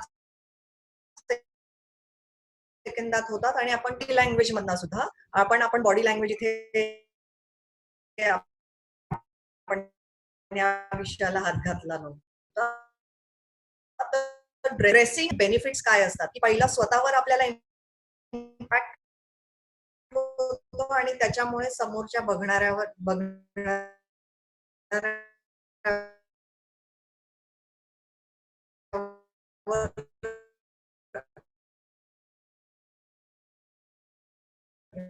इम्पॅक्ट होतो आणि मग आपल्याला पॉझिटिव्ह रिस्पॉन्स मिळतात. So you are creating positive first impression. Okay, त्याच्यानंतर मी तुम्हाला थोडक्यात इंडियन कॉर्पोरेट ड्रेसिंग लेवल 1 आणि 2 दाखवलं. रोजचे जे गाड्या असतात असं शक्य आहे. पण मला तुम्हाला असा प्रश्न विचारायचा, एवढ्या मुंबईच्या गर्दीतना फार दूर दूरवरनं येणाऱ्या बायका ऑफिसला जाऊन सुद्धा काही बायका एकदम अप टू डेट आणि नीट दिसणाऱ्या असतात. बँकेत मग तुम्ही बघा किंवा कुठल्याही कॉर्पोरेट इन्स्टिट्यूशन मध्ये जाऊन बघायला फार फार दूरवरून बायका येतात आणि येऊन सुद्धा दे मेक शुअर की त्यांचं dressing up to the mark असतं. कारण का त्यांना माहिती असतं की they have to look professional, म्हणून ते घेतात. आणि मी मगाशी सुद्धा आय थिंक तो पॉइंट टच केला की कुठेही जाऊन आपण आपला मेकअप टचअप करावा. तो सकाळी केलेला मेकअप संध्याकाळी राहणार नाही. केस सुद्धा तुम्ही बांधू शकता, कारण का कंगवा हा सगळ्या बायकांच्या पर्समध्ये असतोच. नसेल तर तुम्ही तुमचा एक छोटासा किट तयार करावा आणि ते करावा. अगदीच मेकअप टचअप करता येत नसेल तर रुमालाने डॅप करावं. एखादी तुमची जी लिपस्टिक आवडती असेल किंवा तुमचा आवडता perfume, any one thing that you like or 2 things that you like, you must carry it with yourself. तुमची लिपस्टिक गेलेली असेल आणि जर तुम्ही ब्राईटन अप केली तर thumbs up, you will still feel की okay I am now looking presentable on the go. Okay, any more questions? Soft skill, हा वोकल बद्दल एक प्रश्न मगाशी डॉक्टर निकम यांनी विचारला होता. Ma'am, vocal is a part of communication skill. Now communication skill मध्ये 3 गोष्टी असतात. Visual, which we have just touched upon right now, vocal आणि वर्बल. तुम्ही कम्युनिकेट करताना तुमचा असे हे 3 गोष्टी असतात की तुमचं नॉन वर्बल कम्युनिकेशन, ड्रेसिंग मधलं तुम्ही जे बोलता ते, आणि तुमचे वोकल. हे कम्युनिकेशन स्किल्स मध्ये आम्ही युजली काय करतो की त्याच्यामध्ये टोन असतो, पिच असतो, व्हॉल्यूम असतो, या सगळ्या गोष्टींवर काम करायचं असतं. तर वोकल इज ऑल्सो इम्पॉर्टंट, पण तुम्ही जसे बोलता त्याला जास्त महत्व असतो then the words that you use. मी आता सध्या एवढंच सांगू इच्छिते. म्हणजे मी ह्याच्यावर इलॅबोरेट करायला गेले तर अजून आपल्याला वेळ लागेल, पण maybe I can offer another session where I can speak on communication skills. So I hope doctor Nikam मी थोडक्यात तुम्हाला काहीतरी त्याच्याबद्दल एक पॉइंट टच करून दिला असेल. Yes, thank you ma'am. Ya, no problem. Any more questions? Hello hello madam, madam, विचारायचंय का अजून? हा हो, आवाज येतोय तुम्हाला काही का मॅडम? प्रश्न विचारायचे का? हो, येतो. विचारायचं की खूप वेळा कसं असतं की आपल्याला अचानक एखाद्या पार्टीला जायचं असतं किंवा एखाद्या अशा ठिकाणी जायचं असतं की अचानक आपल्याला निमंत्रण येतं आणि त्यावेळेस आपली ती तयारी झालेली नसते. जर आपण पहिलं इम्प्रेशन जर आपण आपल्या ड्रेसअपवर घेत असू किंवा आपल्याकडे त्या टाईपचे कपडे शर्ट मध्ये आपण कसं इम्प्रेस करू शकतो? म्हणजे आपल्याकडे आता काहीतरी तर तुम्ही घालून जाणारच. हा इन्व्हिटेशन आहे, पार्टी तर तुम्ही सोडणार नाही. ओके, नाही? हा, तर आता आपल्याला जायचं कुठे पार्टीला? हॉटेलमध्ये जायचंय का, बिझनेसची पार्टी आहे किंवा अजून कुठलं, म्हणजे एक एखादं मुलाचं किंवा मुलीचं स्थळ किंवा नातेवाईकाचा कुठल्या तरी एक इम्पॉर्टंट प्रोग्राम असेल जिकडे लग्नाच्या गोष्टी होणार असतील वगैरे, तर आपण ते लक्षात घेऊन आपल्याकडे जे बेस्ट कपडे आहेत त्या सिच्युएशनला साजेसे, म्हणजे जे बरोबर जाणारे असतील तर ते घालावेत. ह्याच्यासाठी तुम्ही जाऊन शॉपिंग केली पाहिजेत ह्याचा अर्थ असा नाही. मी असं नाही सांगत आहे की चांगलं दिसणं म्हणजे तुम्ही आता या प्रकारच्या साड्या जाऊन घेऊन या, मग असे ब्लाऊज कदाचित नसतील ते तुम्ही शिवून घेऊ शकता ह्याच्या पुढे. पण आपल्याकडे जे कपडे जे रिसोर्सेस आपल्याला व्हायचं आहे, म्हणजे तुम्हाला त्यातनं मेसेज काय द्यायचा आहे. आता तुम्ही म्हणताय की तुम्हाला जर एखाद्या वेळेला कुठे पार्टीला बोलावलंय तिकडे ना, तर कसे कपडे घालून जायचे, करेक्ट वर्षा? हो हो हो. तुम्ही कधी असं होतं की अशा एखाद्या ठिकाणी बोलवलं जाते की नसतंच, किंवा आपले जे कपडे वगैरे असतात ते त्यावेळेस तयार नसतात. मग म्हणजे माझं एक्झाम्पल आपली कधी इस्त्रीच नाही झालेली मग आहे ती घाई इस्त्री करायची, त्याला काही करू नाही शकत तुम्ही, म्हणजे इस्त्री करायची. नाही, किंवा घाईघाईत असतं कधी.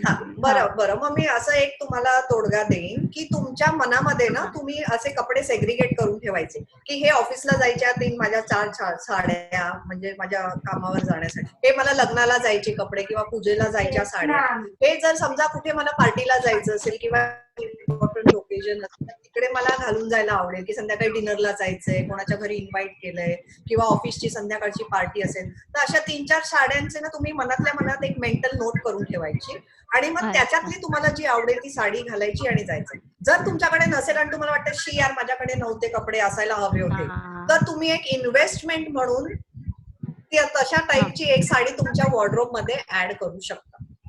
Okay, thank you. म्हणजे पुढच्या वेळेला इन्व्हिटेशन आल्यावर परत नाही म्हणून तुम्ही रेश्मा मॅमला नाही विचारू शकणार किंवा रेश्मा मॅम की माझ्याकडे नव्हती साडी मग मी आता परत काय घालू. त्याच्यासाठी मी सांगते यू कॅन, जे नाही आपल्याकडे आणि आवड असेल ना तर त्यातला एक प्रकार, एक साडी तुम्ही तुमच्या वॉर्डरोब मध्ये ऍड करू शकता व्हरायटी. कारण का आपण आपलं अख्खं आयुष्य ऑफिस आणि बिझनेस या गोष्टींसाठी तर नाही काय. नेक्स्ट रेश्मा मॅडम एक क्वेश्चन होतं, विचारू? हा विचारा किरण मॅडम. कोण होतं?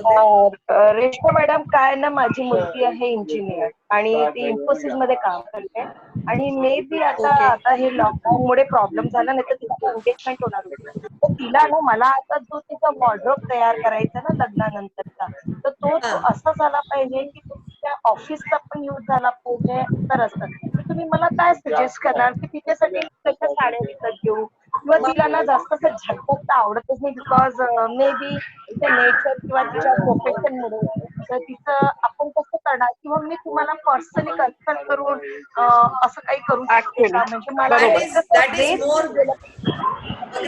दॅट इज तुम्ही मला जर कन्सल्ट केलं ना किंवा पर्सनली बोललात ना तर जास्त बेटर होईल. कारण काय आहे ह्याच्यामध्ये ना तुमच्या मुलीची टेस्ट, तिला जे आवडतं, तिची पर्सनल स्टाईल आहे, हे मला समजून घेणं फार गरजेचं आहे. मी असं ऑफ हँड तुम्हाला नाही सांगू शकत की अशा साड्या घ्या, तसं घ्या, म्हणजे ह्या टाईपचे हे रंग घ्या, ते फॅब्रिक घ्या, हे मी नाही सजेस्ट करू शकत. ते कपडे आपण जर तिला घेऊन दिलेत आणि तिच्या आवडीप्रमाणे नसतील तर ती घालणार नाही. रेश्मा मॅडम, अजून एक आहे रिक्वेस्ट की कुठल्या टॉपिक्स याच ह्याच्यासाठी पर्सनल ग्रूमिंग वरती, ड्रेसिंग सेन्स वरती, सॉफ्ट आता तुम्ही हे जे म्हणाला जेवढं ते इट इज, मी म्हणजे खरं तुम्हाला थँक्यू म्हणते. मी तुम्हाला सांगितलेलं की तुम्ही मला फक्त टीजर सांगा, पण तुम्ही ऑलमोस्ट 2 विषयावर बोलताय. इथिकल मध्ये जेव्हा घेऊ त्याचा इफेक्ट जरा जास्त वेगळा असतातच. कारण का काही गोष्टी ना नुसत्या बोलून एक्सप्लेन नाही करताय, त्या व्हिज्युअली दाखवणं. फेडत असेल ना तरी आपण पे करून मॅडमचं सेशन करूया प्लीज. नक्कीच. जर कोणाला म्हणजे आजचं सेशन जे आहे हे पूर्ण आय ओपनिंग आहे आपल्यासाठी. काही छोट्या छोट्या गोष्टी आहेत आपण रोजच्या जीवनात करतो पण आपल्याला लक्षात येत नाही की बाबा हे मला केलं पाहिजे. खरंच रेश्मा मॅडमला थँकफुल आहे आमच्या स्वयंसिद्धाच्या मेंबर्स तर्फे, कारण खूपच सुंदर मार्गदर्शन. कोणाला वाटलं की बाबा मला यापेक्षाही जास्त मला माहिती हवी आहे, मला काहीतरी चेंजेस करायचे, तर तुम्ही पर्सनली मॅडमला कॉन्टॅक्ट करू शकता. काही प्रॉब्लेम नाहीये. नंबर हवा तर आपण शेअर करू. इव्हन चॅट वरती मॅडमला सांगू की नंबर शेअर करा, तुम्ही पर्सनली कन्सल्ट करा त्यांच्याशी बोलून. आराध्य मॅडम कंटिन्यू. येस, मला त्यापैकी तुम्ही सगळंच डिटेलमध्ये क्लिअर केलेलं आहे.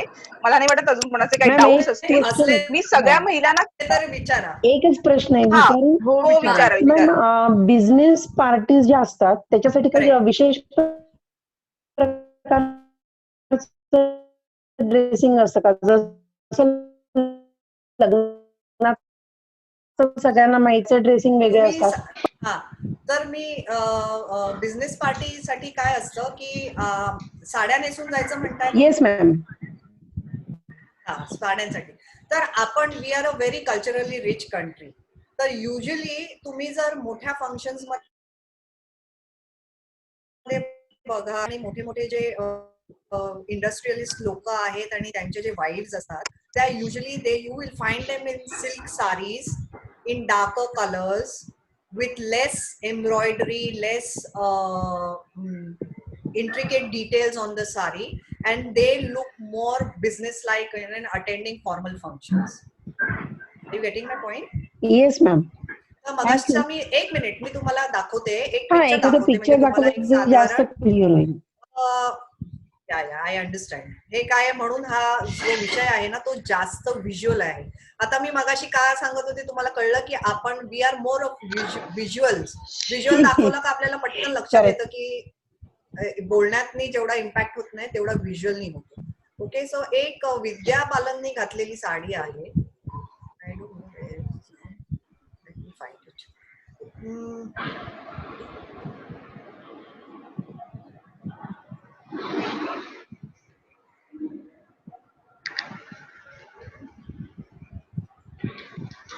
इमेज भेटेपर्यंत मिळाली सापडले.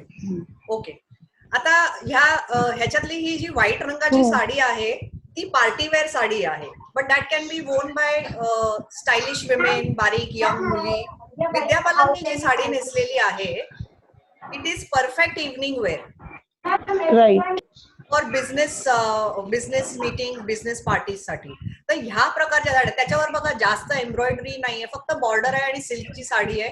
कानातले घातले, टिकली सुद्धा लावली आहे जे आपण इंडियन विमेन लावू शकतो. हातात कडे घातलेले आहेत. Nothing fancy about it but elegant and you can wear this for your evening formal corporate meeting parties. Black कलरची जी साडी आहे त्याच्यामध्ये जॅकेट घातलेलं आहे. आता ह्या जॅकेटवर एम्ब्रॉयडरी केलेली आहे त्यामुळे ती साडी थोडीशी फंक्शनल साईडला म्हणजे फंक्शन्स किंवा सेलिब्रेशन्स ज्याच्यासाठी आपण पार्टीज अटेंड करतो त्याला घालू शकतो. पण जर तुम्ही तो ब्लाउज प्लेन गोल्ड मध्ये जर तो जॅकेट आहे तो घातलात थोडंसं त्याच्यातलं एलिमेंट चेंज करून तरीही ती फॉर्मल इव्हनिंग बिझनेस पार्टीसाठी तुम्ही घालू शकता विथ स्लीव्स. इथे तिने स्लीवलेस घातलेलं आहे. So this is just one tweak करायचे असतात आपल्या आपल्या आपल्या आवडीप्रमाणे. Does that answer your question? Okay, आराधी या आता झाले सगळ्यांचे क्वेश्चन आन्सर्स? आय थिंक झालेत. आता आपण डब करूया. मानसी मॅडम आपल्याला आता वोट ऑफ थँक्स देतील. धन्यवाद आराधी मॅडम. आवाज येतोय? हो येतोय बोला. नमस्कार मैत्रिणींनो, आजचा कार्यक्रम आपला खूपच छान झाला. सर्वात प्रथम मी रेश्मा मॅडमचे आभार मानते. वेळात वेळ काढून त्याने आपल्यासाठी इतकी छान आणि सुंदर माहिती अगदी साध्या सोप्या भाषेमध्ये सांगितली. तुम्हाला सर्वांनी सहभाग घेतला त्यामुळे तुमचे पण आभार. रेश्मा मॅडमने आपल्याला जी उपयुक्त माहिती सांगितली त्याचा आपण सगळे उपयोग करून घ्यालच. तसेच आपल्या संस्थेतर्फे भविष्यामध्ये रेश्मा मॅडमचा अजून कार्यक्रम रेश्मा मॅडमने घेऊ त्यांच्या मदतीने आपले पर्सनल डेव्हलपमेंटचे कार्यक्रम करू. अशा प्रकारे कार्यक्रम आपण आयोजित करू.